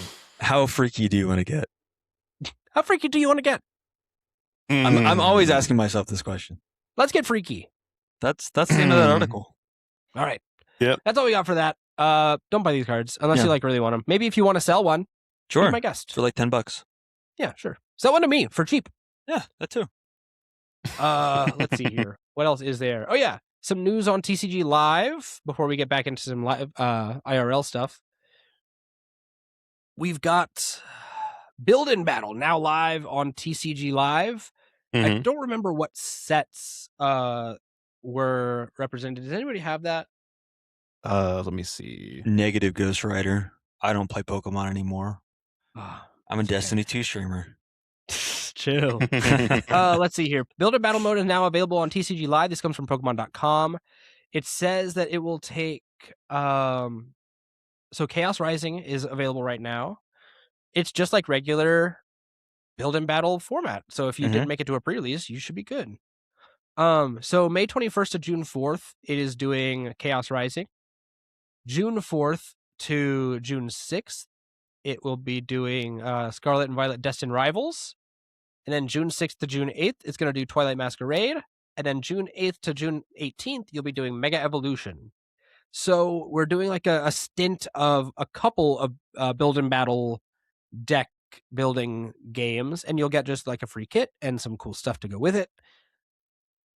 I guess they're kind of like play testing, like doing different modes to see what all they should support. And I think this is cool. I mean, I like this. They've been trying that. I think that's kind of like what the idea was with trainer trials, with like testing stuff out, and then with this too, and making this kind of like this is cool because it's a dedicated thing on live. So it's not like it's not under trainer trials. This is on its own tab at the top of the screen, I believe. Which is kind of cool. But yeah, all I want is GLC permanently in live, so I can just stop sitting on the ladder staring at my screen when I can just sit in the waiting room for 5 minutes staring at my screen waiting to get paired into someone else who's going to play like Ursaluna Control. Jeez. Yeah. I one of my biggest complaints with TCG Live has been that it does not give me a reason to engage with it. So it's not a very good video game. Oh yeah, terrible. And so it's a good video game. It's not a good Pokemon game, I guess. I just don't find a reason to go play it, you know? So I think it's bad at being both. But yeah, that's probably fair. You're right. But so this is cool for me because there's like, there's almost a little bit of a FOMO. Like I want to go play. I want to jump on and play and try this out. Yeah. I do know. So just like by logging in, you get like 10 plays of the mode. The mode to like basically there's like a buy-in. So there's a currency associated with a mode, from what I understand. I logged in yesterday and like dumped a bunch of my pack cards or my your code codes. cards. And some of that got me a couple extra coin. Like going to the pre-release, I think got me like an extra coin for the mode. Oh, that's cool. So I think that my understanding of it is like to play it, you like spend a coin to do like play the mode, and then you probably earn coins by also playing it. But we've talked before about like I would like to have like not necessarily like a pre-release form, but like a 40 card format, as a like a, I guess would you say like a format at my local, and this kind of supplements some of that, like because pre-release isn't all the time, but like it's cool to be able to play that game format just whenever, or like try it out, and because it is confined, these are confined to different like release sets, it makes it so there's like an internalized meta that can, you can harken back to and replay. Yeah. Well, and it's with the rumors that we're getting a draft format in the Pokemon TCG in the near future, it's cool to have some support for build and battle because it has been so previously just like, it's around for pre-release and then that's it. And then your LGS has a billion build and battle kits that they'll never sell, despite being really good value. So I like this. I think it's very cool. I'm interested to see how they handle it with some of these, right? Because first of all, they're giving us, what is this, like a week, 1 full week, 2 full weeks for sometimes 2 days. Yeah, it's 2 full weeks for Chaos Rising, which makes sense, right? And then it's 10 days for Mega Evolution, but then Destined Rivals and Twilight Masquerade are getting 2 days. Yeah. That's wild.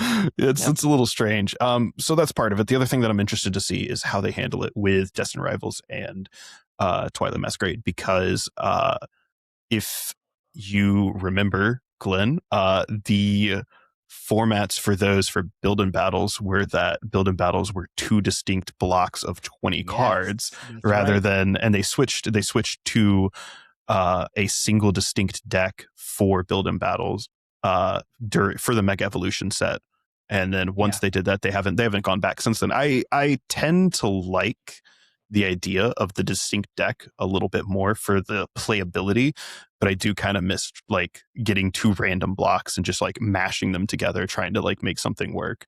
Ultimately, it probably wasn't good, but that was a fun thing. So I'm kind of interested to see how they do that. Also, just the fact that they picked Twilight Masquerade when like Festival Lead is an absurdly good like Festival Lead was the best one during that build and battle. I remember playing that, and just like if you got the Festival Lead block and then like a couple of those extra cards for it in your packs, you were rolling, dude. So many people who had those were winning out like the pre-releases that I went to for that. So yeah. Well, and Jake, I think you and I talked about it. I think the problem with the modern day building battle decks becomes that they give you so much in your deck, and it's so distinct. You get like 2 Pokemon with it. You get like an Ampharos and an Emolga. Right? They're too optimized, so you don't have the option to like lean into one half or the other. If you want to replace, if you have like a line that doesn't work, you have too much built into it to scrap it. Right. You kind of have to like reimagine the whole deck. But like meanwhile with the 2 halves thing, you're given just enough that everything's a little janky, and you can get it by with a ghoul combination and maybe like a random one of, like I had a Mr. Mime that was able to get me to like copy my opponent's supporter ability as long as it was still in their hand for its attack, and I was like, oh, this is sweet. But like I would never have used that in a modern day build and battle deck. So maybe this will help influence the way they design build and battle decks, but it's still cool nonetheless. Any other thoughts on this before we move on? Because we still have quite a bit of meat to get through in this article. No, it's cool. I like new stuff is always good. All right, sweet. So 2 new things from what is this? From Pokebeach, right? There is a Chicago Pokemon Fossil Museum being that is apparently just already out there, and there will be a new Archeops promo. This is the White Flare Archeops that has the Ancient Wing ability. Once during your turn, if this Pokemon is in the active spot, you can devolve one of your opponent's evolved Pokemon by putting the highest stage evolution card on it into your opponent's hand. And it's got a cute little Cowboy Pikachu stamp on it, and this is very cute. This is an exhibit that I think's gone on before, hasn't it? Yes, they've had it before. Okay, I don't remember where. I know it was in Japan. I think that it's like a traveling exhibit now. Yes. I am a dirty bad man for dinosaur Pokemon, prehistoric Pokemon. I used to want to be a paleontologist when I was a kid, and so I know way too many names of dinosaurs and like things about that stuff. That's awesome. This is so cool. Fossil Pokemon, some of my favorite Pokemon in the games in general, and I really like this from the pictures from the article. They're like displaying they're displaying like life-size versions of the fossil skeletons of the Pokemon next to the dinosaurs that they were inspired by. So there's like a picture of Tyrantrum next to a Tyrannosaurus which is skull, so sick. which is Mhm. awesome. There's like a Kabutops next to like a Trilobite fossil, and this it's I guess paleontologist Pikachu is what he is kind of inspired by like Alan Grant from Jurassic Park, like the outfit Mhm. Yes. with the Yeah. hat and stuff, and there's a line of merch I think we'll talk about also, but there's a line of Yeah, merch that's that the goes very along next with thing. this that is so cute, and I might end up picking some of this stuff up because it's so awesome. I love dinosaur Pokemon. So Yeah, I get giddy. there's a plushie, there's a binder, there's some sleeves, Yeah, the deck box, deck playmat. box. Yeah, Playmat. lots of TCG accessories Yeah, that go along with this release. this is so cool. I'm most curious as to just how it's going to go on, like when it opens up, man. Because as this article on Poke Beach outlines, you'll remember back in 2023 to Mm. 2024, there was a Van Gogh museum incident where we had a promo Pikachu, the Pikachu with a gray felt hat. Mhm. And I remember the videos that I watched of grown adults pushing and shoving each other to get a Pikachu card. Mhm. Worse than like at a Costco or anything. I was just like, this is deplorable. So hopefully we can avoid that. I hope that there's some kind of respect, especially because nobody really likes Archeops, especially if you played during Silver Tempest. Like most people don't really care about this guy. So hopefully we'll get some solace from the endless deluge of scalpers and violent customers. But Yeah. this is really cool. I would pick this up just because I actually do kind of like Archeops, and this little paleontologist Pikachu is cute. He is. He's very cute. What? Any other thoughts about this before we move on to the next thing? I want more of this. I want more of all of this. Yeah, maybe people Yeah. go somewhere to like get educated. Give me a Discovery Place stamped Yeah. card. Mhm. Give me More aquariums with water Pokemon. yes. Oh Yes. yes. More zoos with like Everything. What's the steel Everything. what's the steel type elephant copper jaw or something Oh, next to Oh the yeah, elephant? Capraja. Yeah. Capparaja. Oh yeah. I love that. Give me a Farigiraf in there. Exactly. Mhm.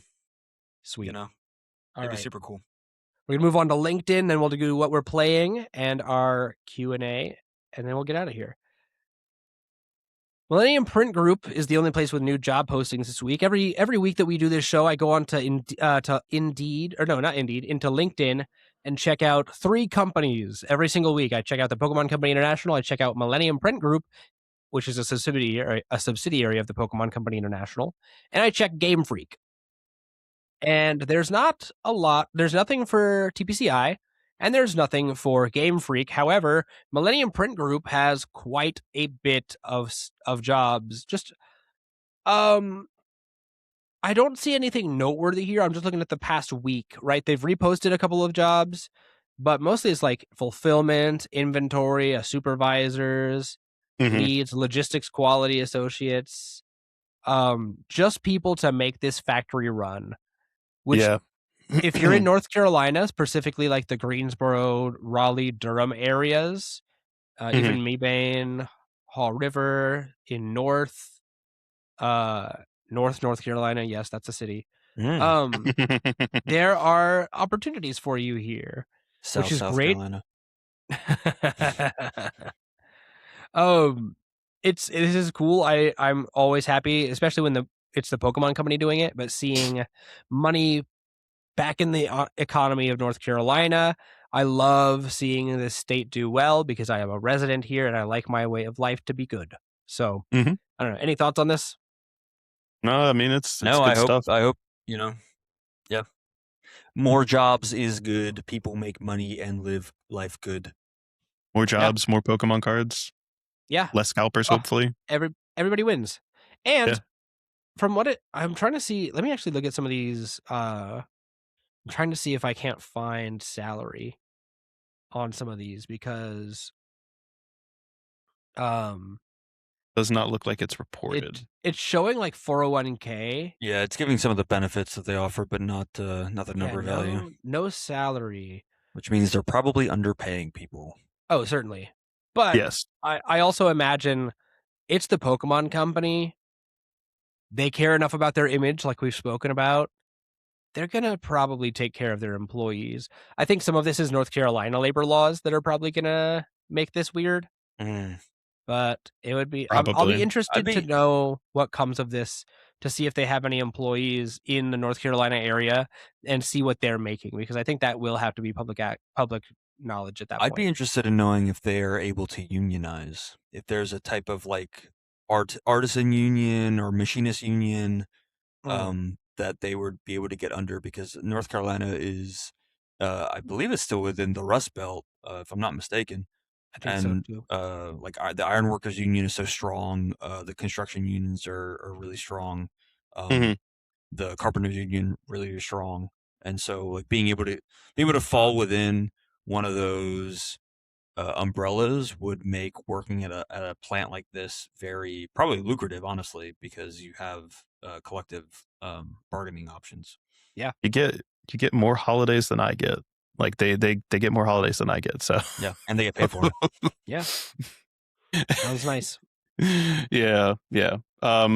I did like, it does say like a highly competitive compensation above the industry commensurate. So, which tells me they'll probably make what my dad makes. My dad works in paper products. Okay. This was like for stuff like inventory lead or maintenance tech or something like that. And it does say for like those, it says education. They just want someone with like a high school diploma or equivalent required. Hey, I mean, entry level job.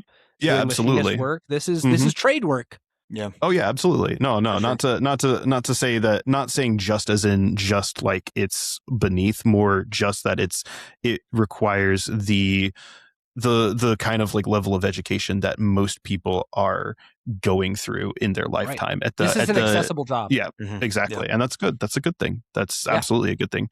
I worked in college. I did, a few months working at a machinist shop too. So I totally get it. It's good pay for that kind of stuff. It is labor though. It's not like it's labor. It's logistical labor. You're moving boxes. You're picking stuff up. You're putting your body at risk. Yeah. Which is why it doesn't require as much education. Yeah. Which is good though. These are jobs that people need, like if you're getting out of high school and you're scared on like, how am I going to make money in this economy? Being able to go out and get a job at some place like this is good. Yeah. So yeah, absolutely. That. Okay, let's get on to what we're playing. Jake, I want to hear from you first, and then because John and I have some overlap, we'll go Jake, Johnny, and then me, because I have some updates for the channel as well. Sure. Okay. Yeah. Yeah. So I've been playing God of War Ragnarok. I started a new file. I played the game before, started a new file. Not that far into it. I kind of just booted it up and got into it before I got tired and went to bed. But I remember that game being amazing. And the game looks amazing, feels amazing to like walk around and do the thing. And this, the story is what you show up for. Yeah. But the combat and stuff especially in Ragnarok as compared to 2018, which I finished recently, they hit their stride in like kind of the third person action in this game compared to the other game, where they were able to make it so much more complex but satisfying in a way, like, it's the flow of combat is what it is. And it's just it just feels good. Are you playing you're playing on PS5, right? Yeah, PS5. Okay. Yeah. What difficulty are you playing on?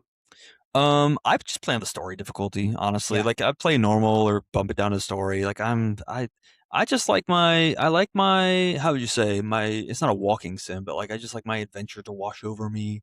I don't want to fight too hard. Like I did play it. You like the HBO Sony slot. Exactly. Which is, it's good. It's not like a bad thing. It's just like, I'm too old to like, I did my time in Dark Souls 2, man. That's done right, it. baby. It's okay. I did play. This game came out, I did actually beat it on the hardest difficulty. Nice. So like I've done the thing. I know, like I'm not here to get my face beaten in over and over again on this boss. Like I just don't have. Yeah. I don't have it in me like that anymore. There are times when I can lock in, and I'll get my I'll get my gamer stance, and I'll like like look at the screen. But like, bro, I just want to kill horrible nightmare demons with my axe and my knives and my spear, and walk to the next nightmare demon and do that again. Don't you want to fight Orphan of Kos though? Don't you want to fight Melania? I did, and I did. I beat Melania. I didn't beat Orphan. Oh, that's fair. Nope. I haven't beat played me. Elden Ring, so and I never will. By the way, So that's valid. Watch a playthrough. It's fair. Yeah, truly. Watch every it's worth boss fight. watching. That's all you got to do. I started playing Lies of P, and then it got off of Game Pass, so now I have to wait for it to go on sale. Yeah. And that was a blast, by the way. That was a long time ago. But play Bloodborne. Nope. Not gonna. Yeah, given the other hardest Dark Soul game, yeah. No, thank you. Really? It's okay. Bloodborne is the only Souls game that I did not beat every boss. I did not beat Orphan of Kos. I could not beat Orphan of Kos. Orphan of Kos is probably one of the most challenging Souls fights Orphan of because Kos is the that dude just hardest has boss I've everything. ever fought. Yeah. It took me a lot of tries to beat Orphan of Kos. Yeah. It took me a lot of tries. Days of beating your head against the wall for hours. Mm-hmm. It took me a lot of tries to beat Lady Maria, and like I eventually hit like a flow in that one, and then still almost lost to that fight with no blood vials and like a quarter health left, and that was like clenching the controller, like creaking in your hands, just like. I've seen John. Listen, I've seen John get mad at some games. I've seen him get angry at some games. Those years in my living room, boy. Jake was in the trenches with me when I was living in his townhouse. Oh my god. Yeah. Yeah. Last time I had a really hard, the last hard video game fight I remember was spoilers, I guess, for Undertale. It was Genocide Sans, dude. Okay. Like that was I spent like 2 or 3 days on that. I don't know. I seldom have like a hard fight that I'm like, I can't do this. Because either what will happen is I'll either give up. Actually, no. The other more recent hard fight was like the donkey guy in Lies of P. That was the hardest fight recently since Sans. It's like this is maybe you shouldn't play Bloodborne then. Never mind. Well, that's the thing. Like that's the thing is like I don't care for that gameplay loop. So I just like I got my face kicked in over and over and over again, and I was like, at some point, I was like, this isn't really fun for me. And when I finally beat him, I was like, oh yes.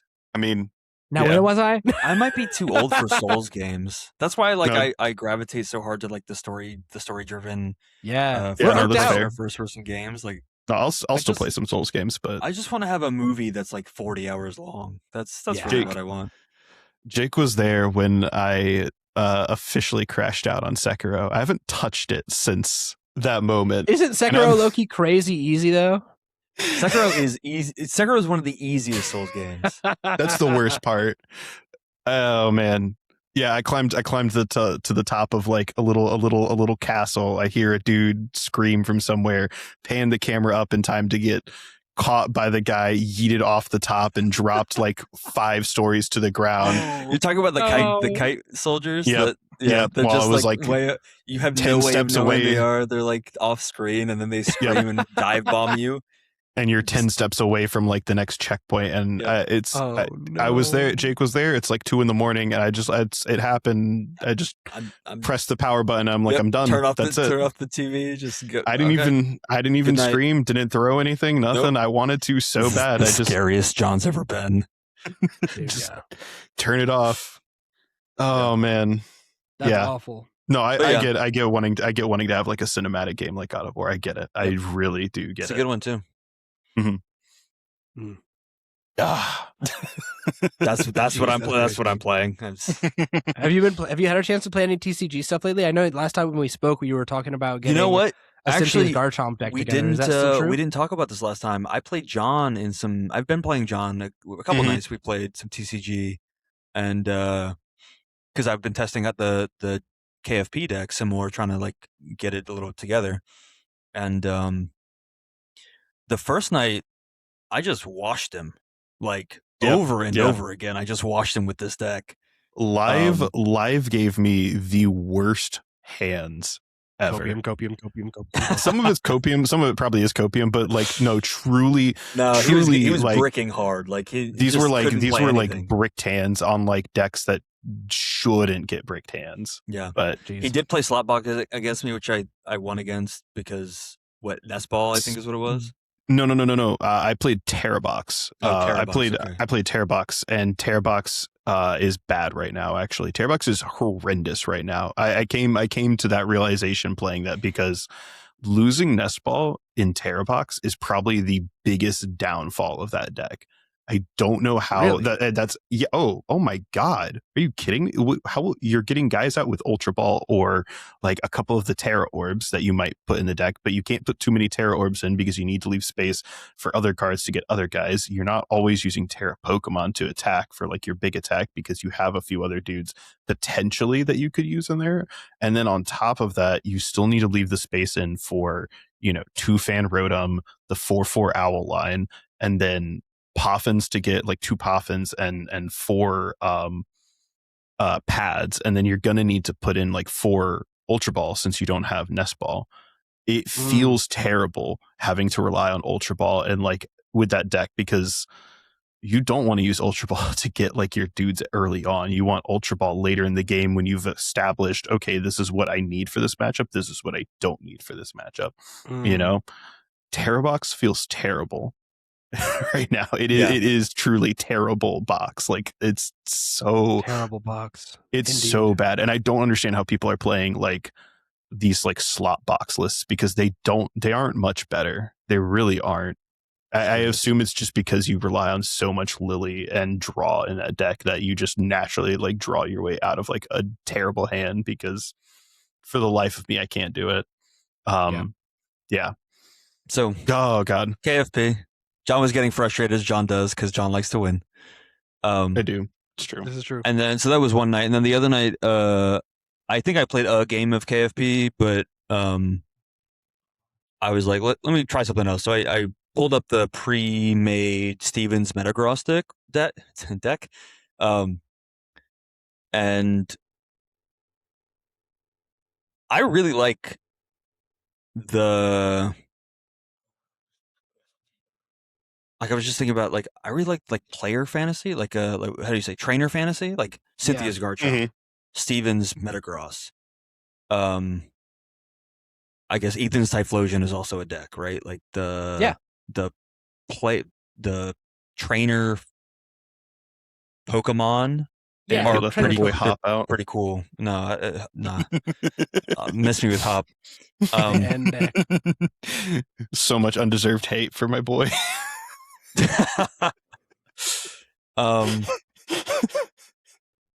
But that deck is fun. I like Stevens Metagross. I don't know if it's like good, but it's doing something that is different from kind of what I've been playing. So that was interesting. It's just like learning something else, right? I think it's a good B tier deck. I think it's good at being a B tier deck. I think it doesn't do much more than that. But I was telling Jake this the other week. The big reason why I think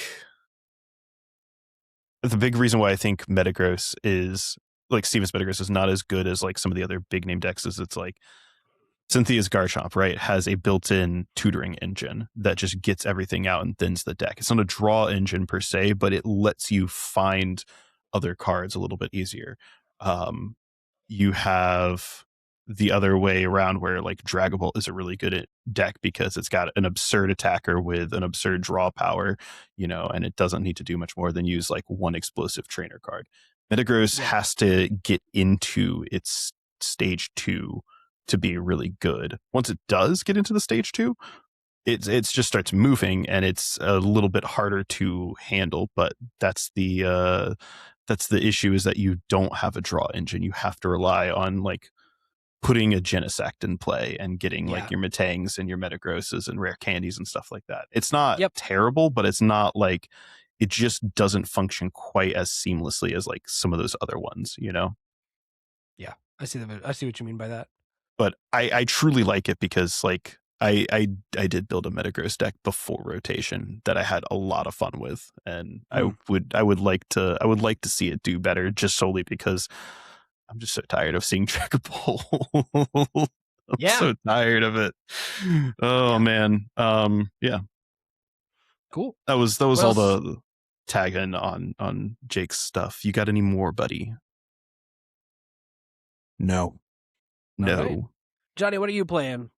I finished off GLC on live, so I'm no longer feeling things again. It's very unfortunate. I did play some EVs again recently, especially with some of the deck testing with Jake. And right now, I think EVs actually kind of feel really good. I think EVs are kind of in a nice little like, let's go and like sneak our way into the meta, especially now with Greninja.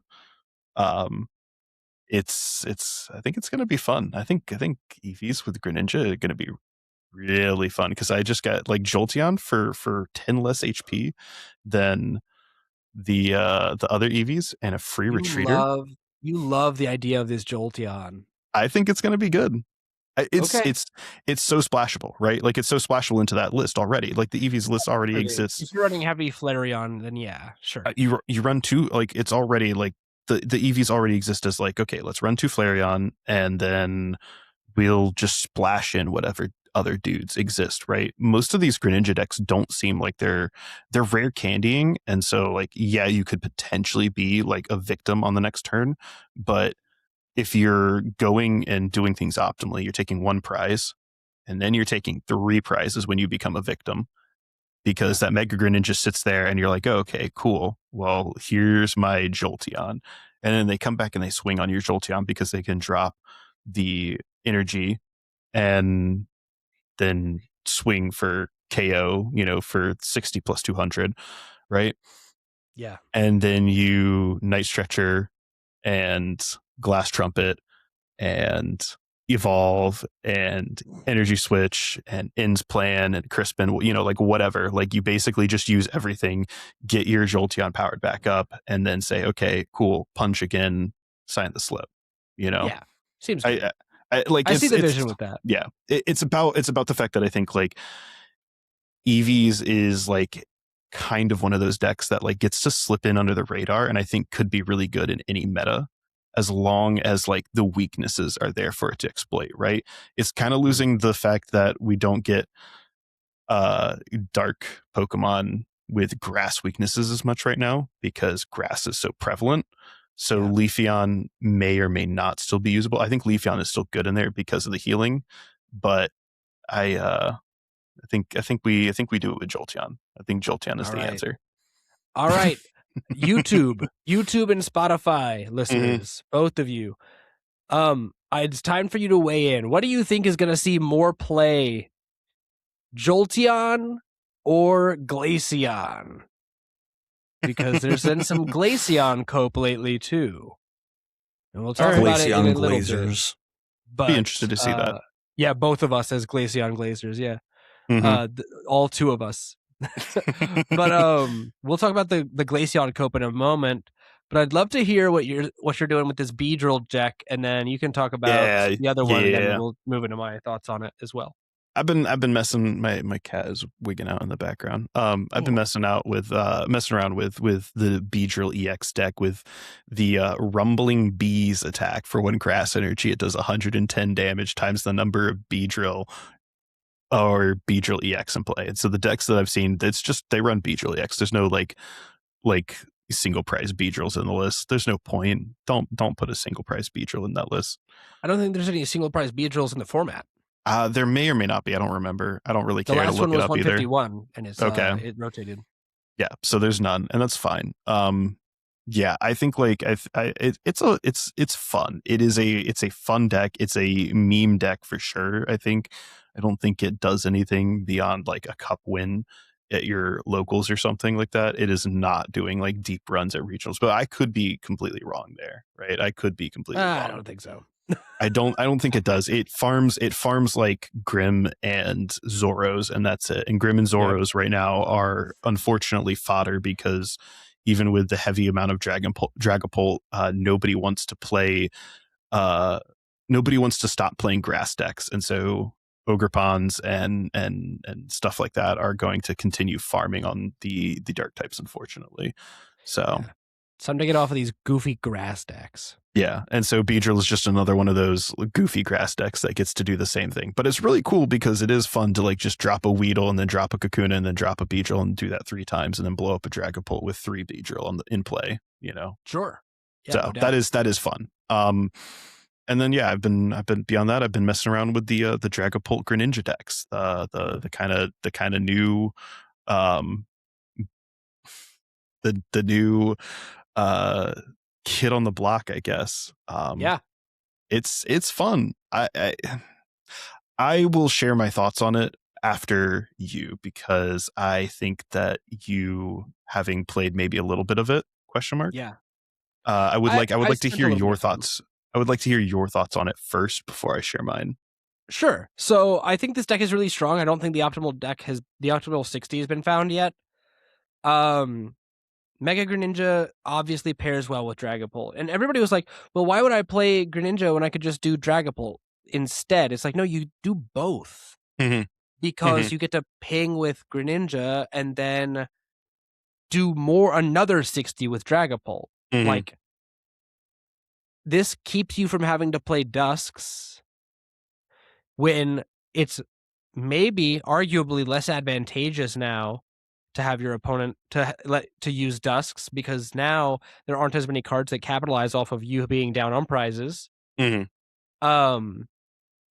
And so you miss out on that. I think what's good to do is have Greninja in there to move that along and have the draw engine baked in with the Dracloaks and just go about it that way. And what you're doing with this is you're allowing yourself a lot of options, right? So first of all, I'm not being very coherent with this.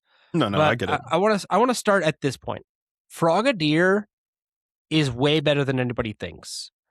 There is strength in going fast with Greninja and just like rare candying it out. But I feel like what you will see and recognize is that you'll be able to evolve into Frogadier turn 2 going first, maybe. And you're able to like buddy Poffin on that turn, get your Dreepies down, maybe another Froakie. And then you're like, okay, I'm going to Frogadier. I'm going to use this attack. I'm going to go grab my Greninja. I'm going to go grab 2 Dracloaks.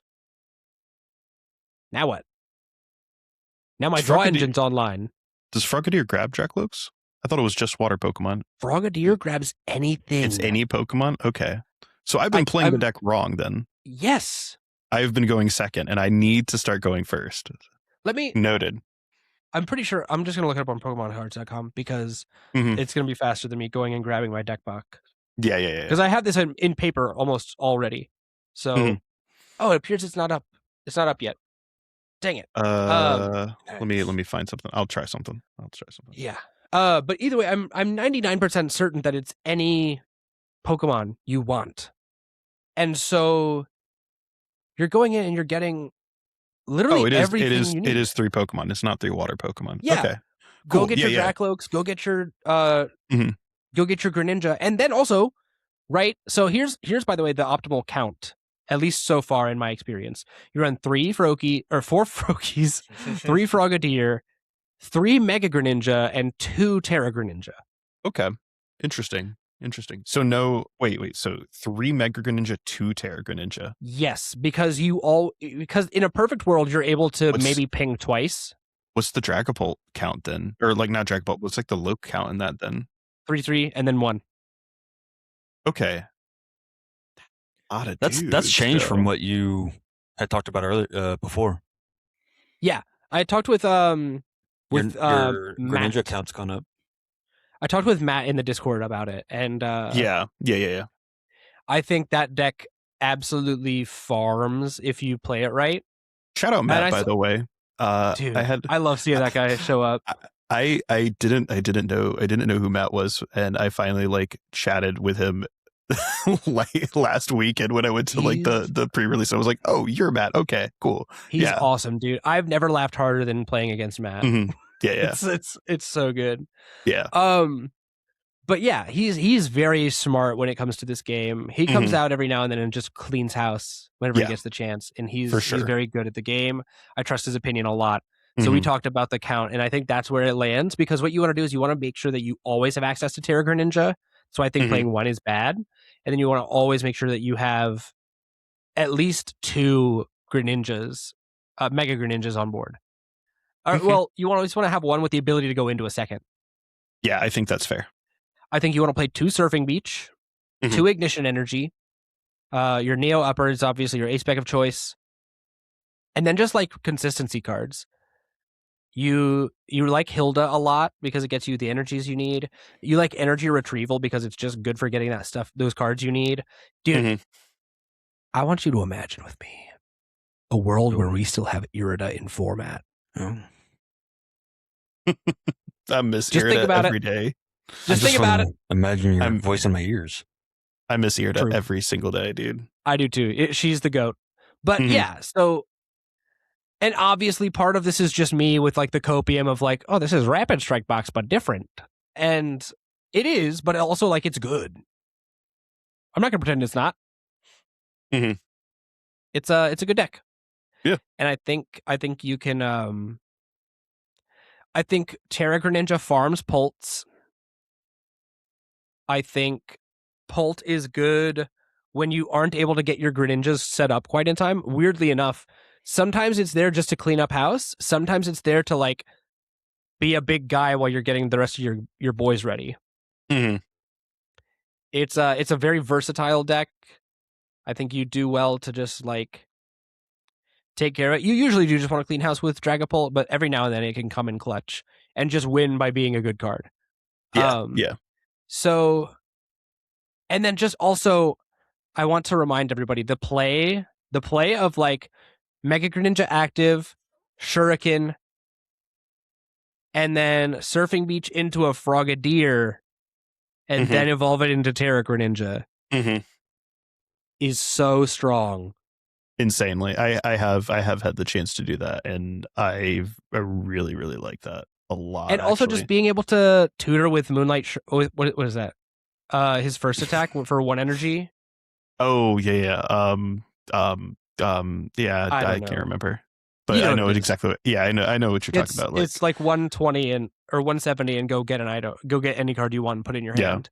Like, also with the fact that we're seeing people kind of go back a little bit towards like Kang right now in decks. Like fighting weakness, man. Yeah, just farm off of anything with fighting weakness. Kangs are victims. Pheasandipity's a victim. Like being able to boss up a Fez. By the way, I think we're on a heavier boss count than people are realizing. It's 3 boss. You want 3 boss in this deck. Yes. You absolutely want 3 boss. You want to be able to, dude.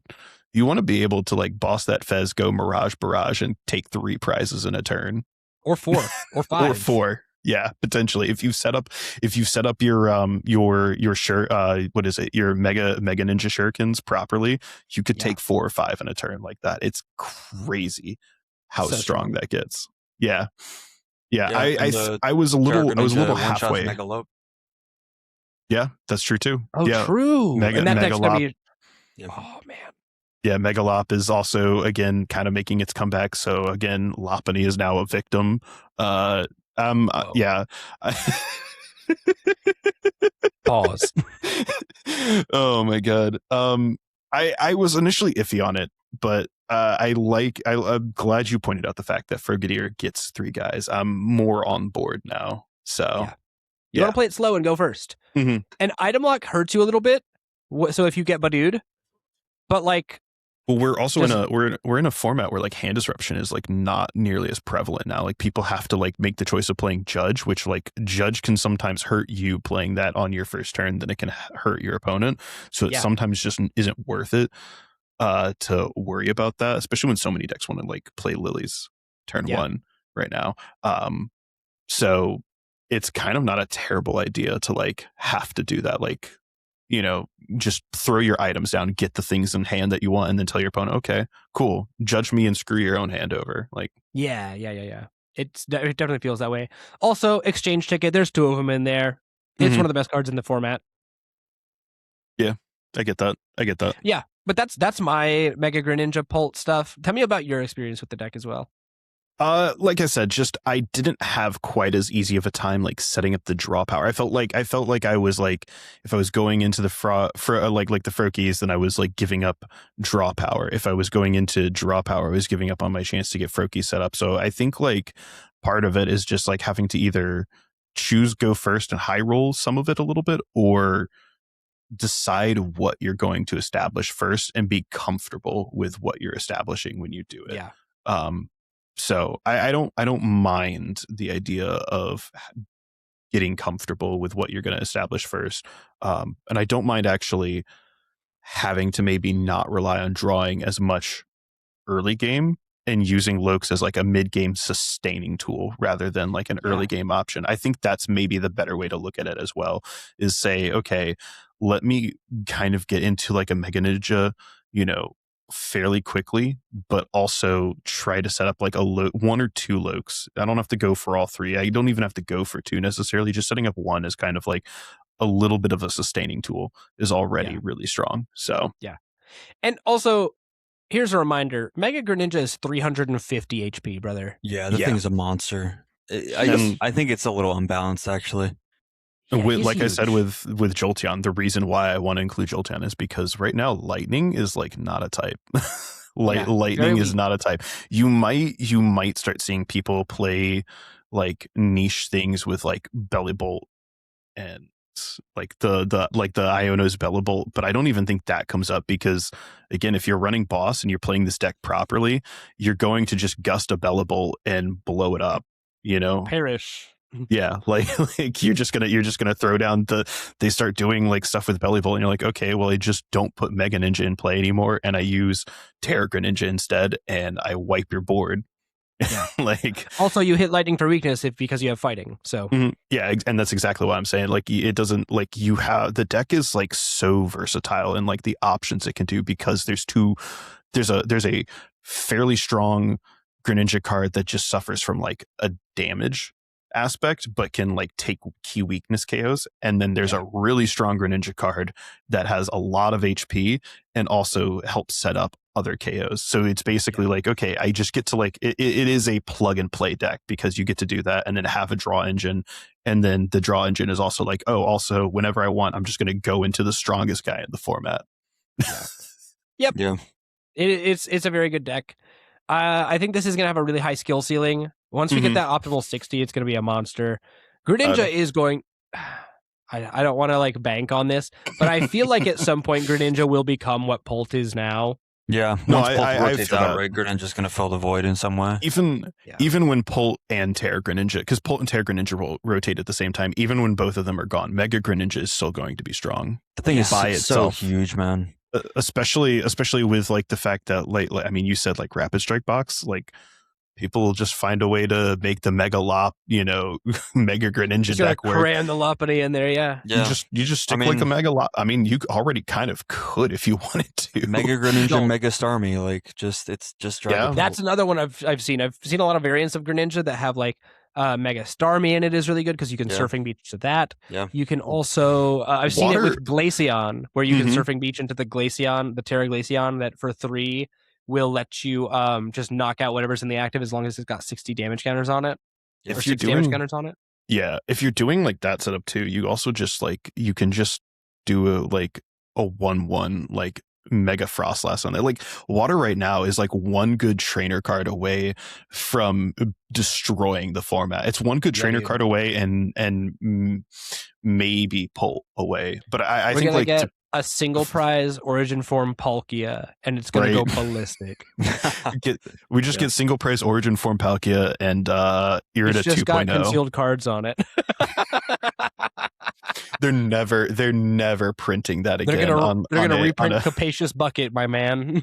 They cannot do that in this format. They cannot give us if they give us like Aqua Patch in this format, people are going, it will swing everything away from Dragapult. Dragapult will not be the top deck anymore, and it's only because water is going, like, water support coming back is going to break the format. Yes. Yeah, very much so. I think you're right. Cool, man. Very Sorry to insightful. hijack that. No, you're fine. We kind of collaborated on that, which is good. So, other things I'm playing. Well, that's really the only deck I'm playing because I am not really playing Pokemon right now. Yeah, shocker. I'm now, dare you. instead of playing one game of Pokemon a week, I'm playing 0. So as I mentioned Infinitely earlier, less. yeah, as I mentioned earlier in the episode, my favorite video game, Destiny 2, is having its final expansion released on June 9th. Destiny 2 was kind of my first real love of video. Well, maybe my second love of video games. My first probably being Borderlands 2. But Destiny 2 was like the first one that as an adult, I was able to be like, dude, I'm choosing to pay for this and buy it. And I am obsessed with it. I have 4,000 hours in that game. Wow. I love it so deeply, and it means so much to me. And it is closing its doors. For that reason, from now until June 9th and well into like after that, I probably won't be playing very much Pokemon at all. I'll probably delve into like playing Greninja Pult more online, and maybe at some locals. I want to bust it out and do well there. But I'm not really playing Pokemon other than that right now. Like, I'm not even speedrunning Saint Slayer anymore right now. I did like one run and then didn't have the sauce, so I just packed it up and went back to playing Destiny. I am like getting all of my collections filled. I am getting the weapons that I'm missing. I am making as many memories as I possibly can for this game because it means so very much to me. Yeah. Which is why I regret to inform the audience that I will not be doing any more Ultra Sun stuff. So we had talked last week about me posting the uncut episodes of the Ultra Sun CGC book club playthrough on the Patreon. Mm-hmm. That will not be a thing that we do anymore. In the future, when my schedule is a little less crazy, I definitely want to get book club to a place where I can upload once a week at the end of the week with just a highlight reel. But right now, like that's just the price I pay. Destiny is calling me, to quote the Killers.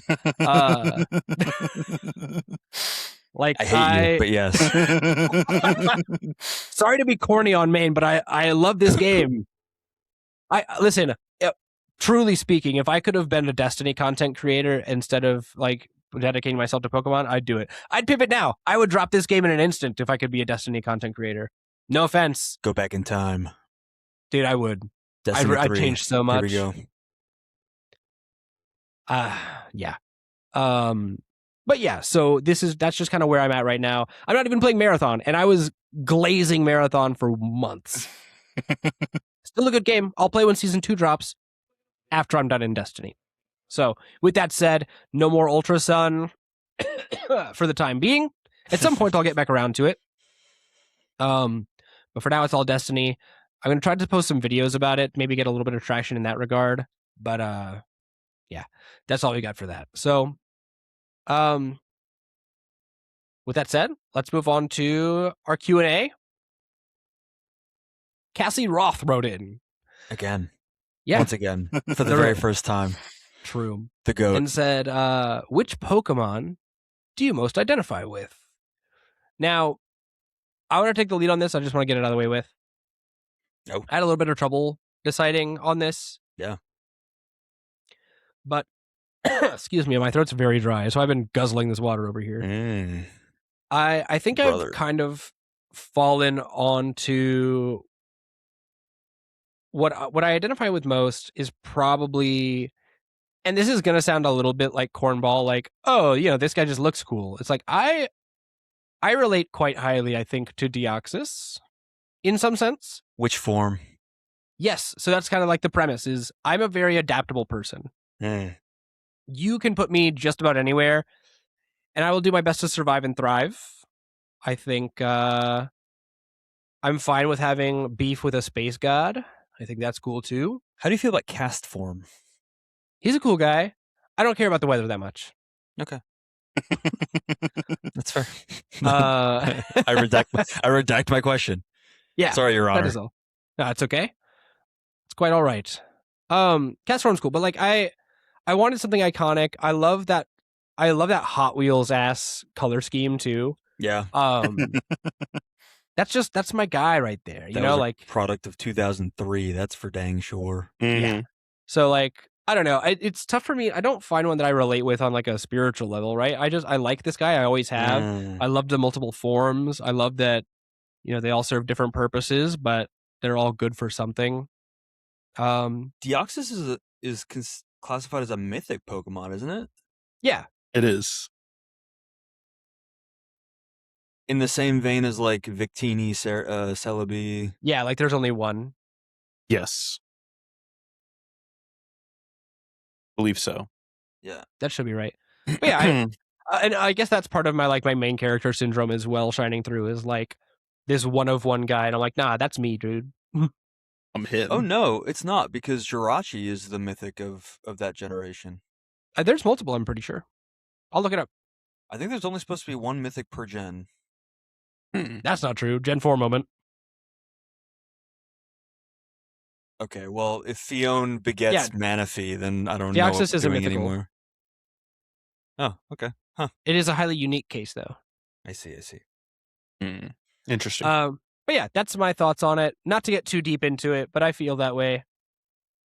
Jake, seemed like you had a really strong. I want answer, John. like- I want to be the last guy, so I'm gonna Okay. let John go, and then I'm gonna give my Okay. TED talk. Go for it. Mine's easy. That's Snorlax. Fair enough. Fat, lazy, sleepy, hungry. Boom. Real. Angie Human when he wakes needs. up. Angie. Human No, needs. it's true. It's true. Big Angie when he wakes up. Yeah. Yeah. It's all there. It Yeah. woke up. I in was a gonna say grumpy rage. Wobbuffet because I've seen some faces that you've made. Wobbuffet would be also another good one for you. Wobbuffet might Wobbuffet's be a good good.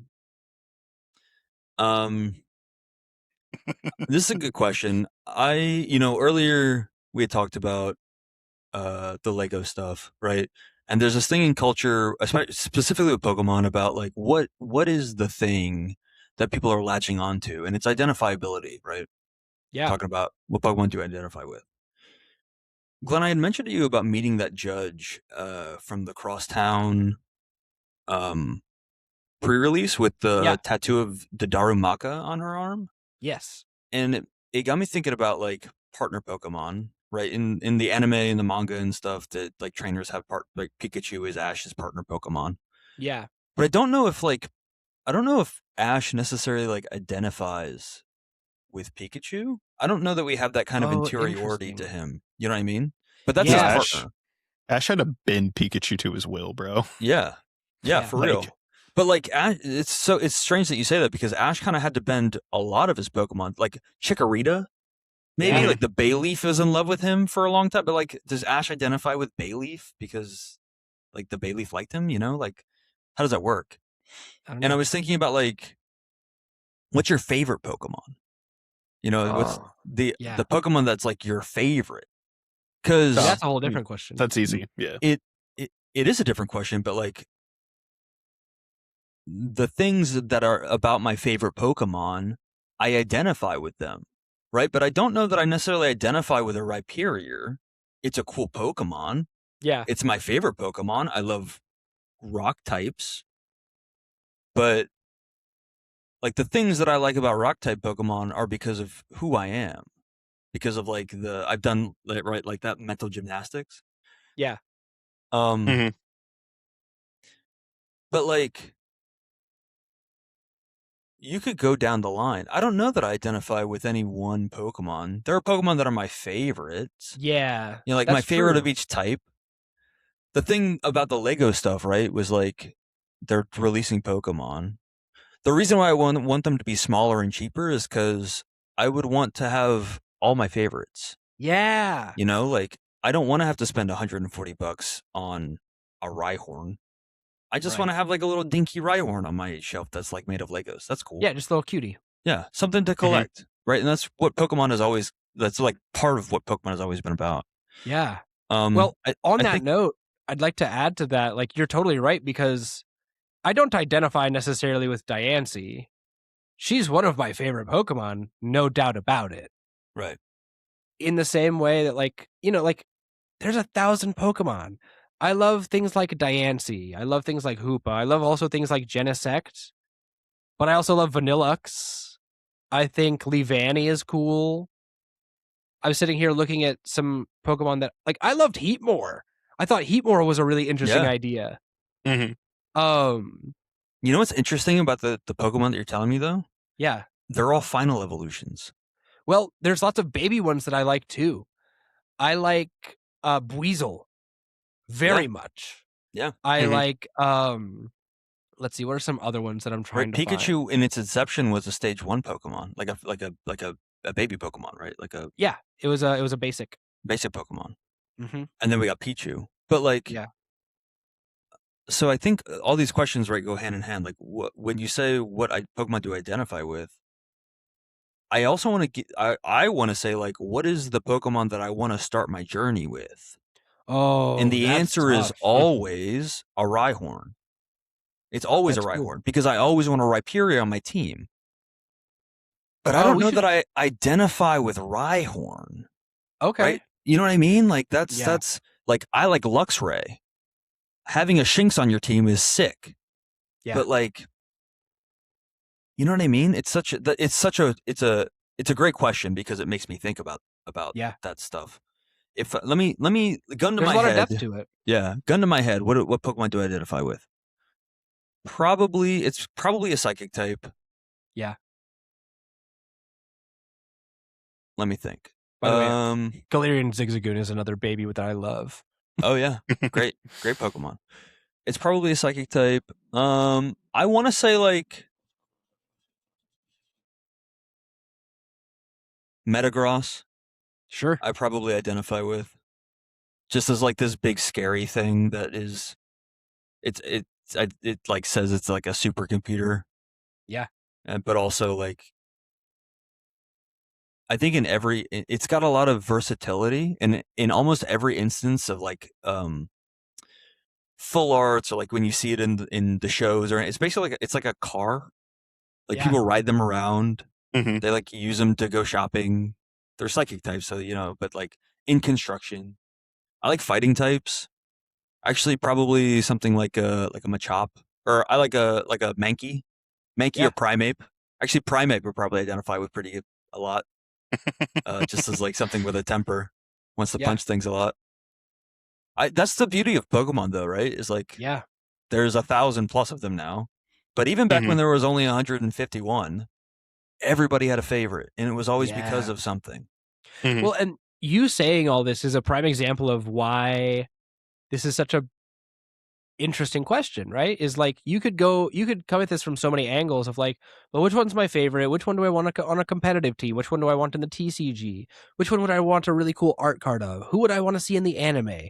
Would I want a miniseries animated about this Pokemon or this environment?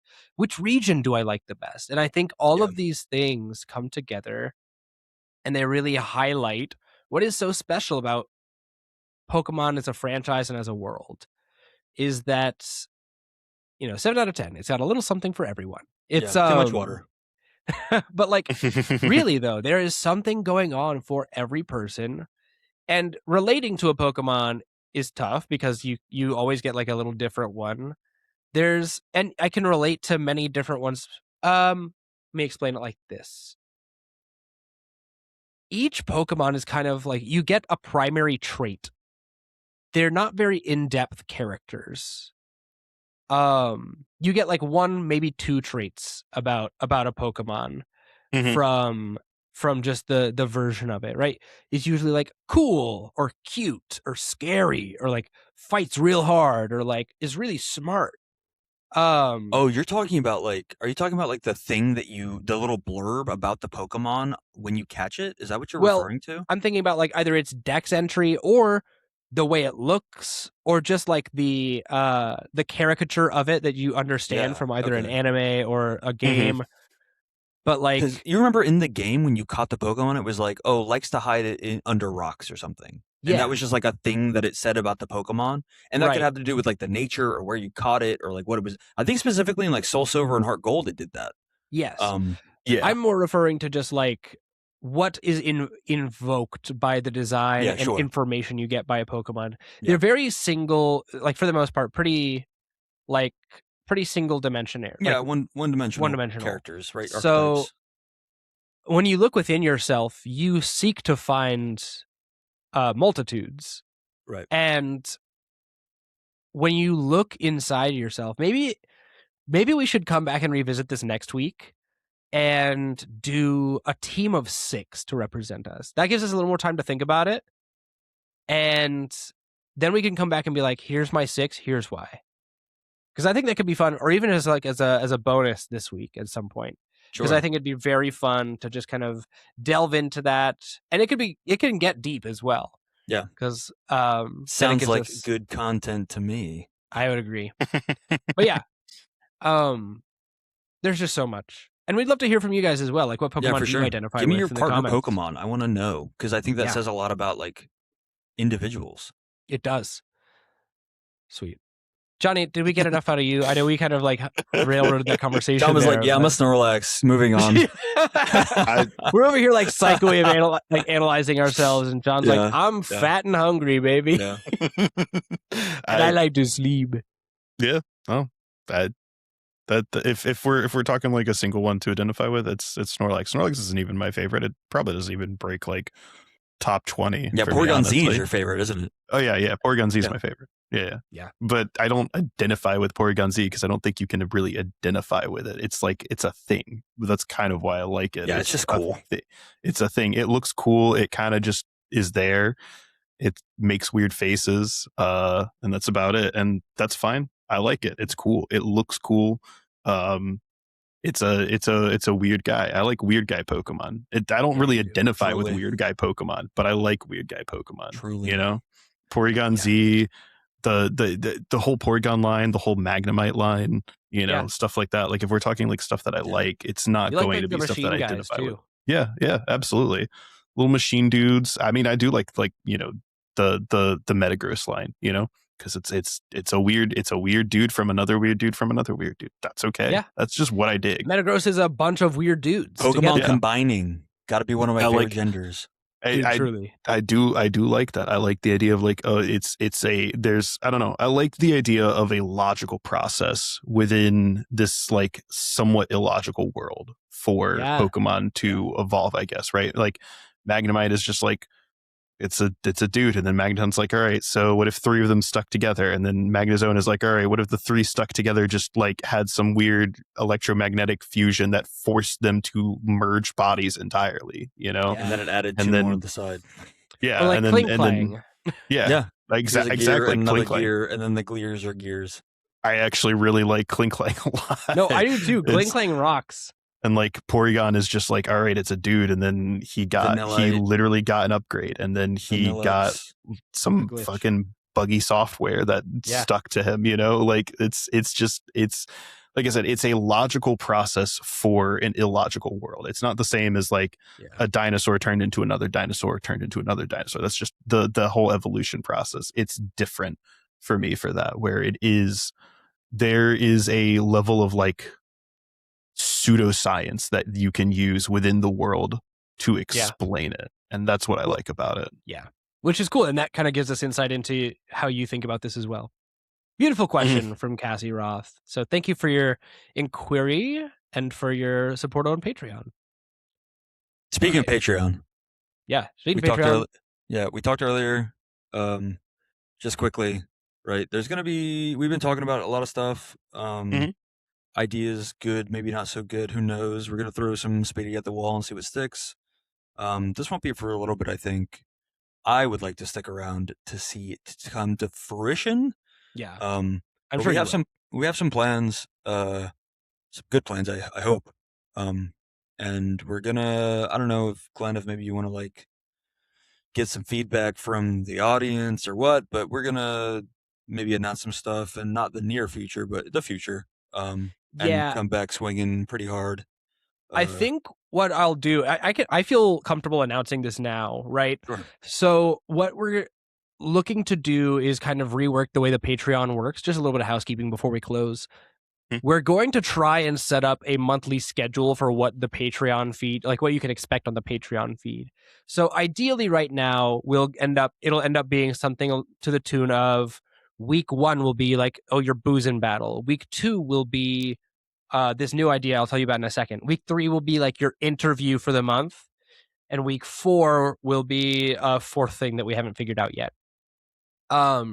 Week 2, though, we've talked about introducing a Pokemon Anime Watch Club, where we want to go back all the way to the beginning and, in the time before time type stuff, and just begin at the beginning of the Pokemon anime, watch 4 or 5 episodes in a week. Mm-hmm. And then, like in a month's span. Oh, right? yeah, because we're doing it every. Yeah, so like an episode a week, give or take. Yeah, something like that, and then just talk about, like, maybe take some notes, see what it invokes in us as far as feelings or thoughts goes, see how it maybe informed the franchise. I don't know. Maybe we could do the same for like movies as well at some point. Oh yeah, we got to do the movies, dude. Yeah, we tried to do. I tried to do a Rise of Darkrai watch along with my wife for one of the bonus episodes. Frame 1, it got copyright claimed, so we'll have to be very careful with that. But yeah, there's a way to do it. We could talk about it, but yeah. Yeah, well, we'll be able to talk about it. I just won't be able to show any like video. Yeah. So, some very cool stuff coming in the Patreon. A lot of this will come probably at the beginning of what will be season 4 of this show. So after Worlds this year in August, I believe, or September, will be when a lot of this is like solidified. I also hope to have a new logo by then. Working with an artist right now on getting a final draft up for that. But lots of cool stuff coming, and we hope that you will come along for the ride. And we hope that that kind of consistent content with specific niches will get you guys to maybe check out that Patreon feed and see what you like about it. And if you have any ideas, leave them in the comments by all means. We're always looking to grow and change and accommodate your need and bring you the best value and the best information on what's going on in Pokemon at any given time. Anything else to add on to that, Jake? No, just check us out. I think we're doing God's work here, and God, aren't we ever? it all is supported by you guys. So yeah, at least for Glenn, because he's the captain of the ship here. Yeah. So, and I'll go down with it. Yep. You really will.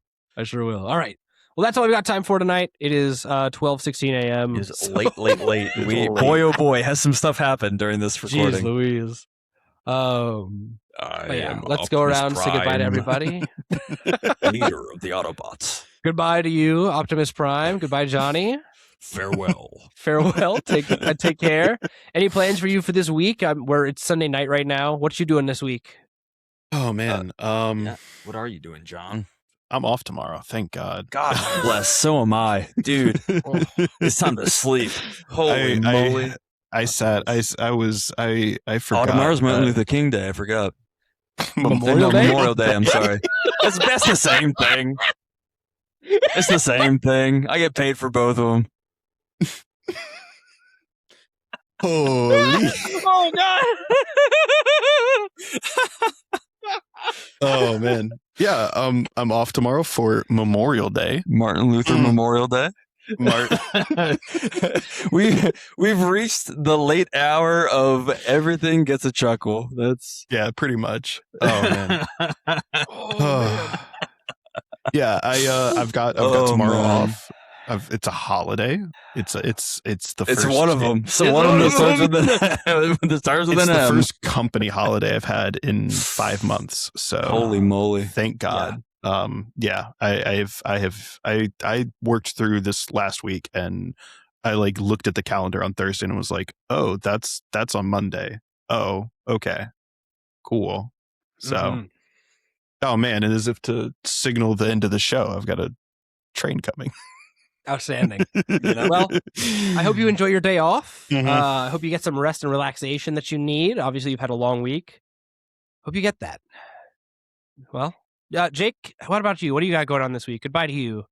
What are your plans looking like? I'm gonna play some standard on Wednesday. I think my LGS said they started doing Wednesday standard, so I'm like, oh, okay, that fits in my schedule, so I might as well. Sick. Aside from that, I want to do some gardening. I don't know. I'm off the next 3 days, so try to catch up on some rest. Yeah, it's been rough. Yeah, but it'll be good. Try to hang out with some people. I don't know, something normal for once. Yeah, that'll be awesome. Would love to hear about your gardening sometime. Yeah, I'll let you know. Awesome. I've got work to do. Yeah, I work tomorrow. We have a Memorial Day sale, and I've got to catch up on some training stuff. So I'll be at work 12 to 8. I'll probably wake up early, go on a run, come home. What are you running from, Glenn? What are you running from? Dude, heart disease, brother. I'm trying to. Yeah, truly. I'm trying to make sure I lose some weight. I am 270 something pounds right now. I'm trying to get that. I'm trying to cut like 70 of them. Whew. Get me down to 200. I'll feel fine. I believe in you. I can. I got to work on it. I got to work out more, which means I'll be up early tomorrow. So that'll be me. I'll be working all week, but I'll get next weekend off as well, which will be great. Then I'll be helping my dad. My mom has a surgery this week. Uh-oh. Well, It's cosmetic. I hope Nothing everything crazy. goes well. Well, she's doing well. But always wishes. It's always scary going under the knife. So quick recovery. Hoping, when I know it. Probably the day that this goes live, actually, it should be up. She'll be going through surgery. So your thoughts and prayers are appreciated. But I'll be helping my dad clean out the garage this Saturday as a result of that. And I'll be getting some Destiny in. Yep. Make no mistake. That'll be it. All right. Thank you guys for your time, for it being so late. I appreciate you sticking with me for the this was a almost slugger, 3-hour podcast now. This was Holy a slugger. Holy moly. 5-star red time. 5-star red time. Seriously. Content. All the content. I'd go longer if I could, but Thanks, Megatron. Thank you guys both for being here.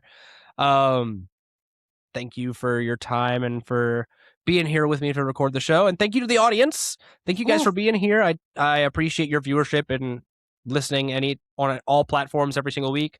You'll notice, by the way, I had forgotten an episode on Spotify. It should be up now. I believe episode 64 should be up now on Spotify. Ooh. Make sure to double check for that. If you missed one, it's not your fault. It was mine. But goodbye to you. It's not us. It's you. Yeah. Thank you for your continued support of the show. Leave a rating, like, comment, subscribe, and join us over on Patreon to get a quick look at all that content as well. But in the very meantime, your viewership is quite enough. Thank you. We'll see you next time. Farewell. N21FM, a Pokemon podcast, is a project of the Terminal Creative YouTube channel and is proudly recorded in the USA. This show is written and directed by yours truly, Glenn Seaman. My co-hosts are Jake Young and Johnny Roth. We remind you that we will never run advertisements or sponsorships on this show, and the show is instead made possible by the Terminal Creative patrons. Our $5 tier is the highest rung of our supporters who wish to fund our private endeavor, and so we thank our producers at the end of the show. Thank you to Old Man Gigi for your support at the $5 tier.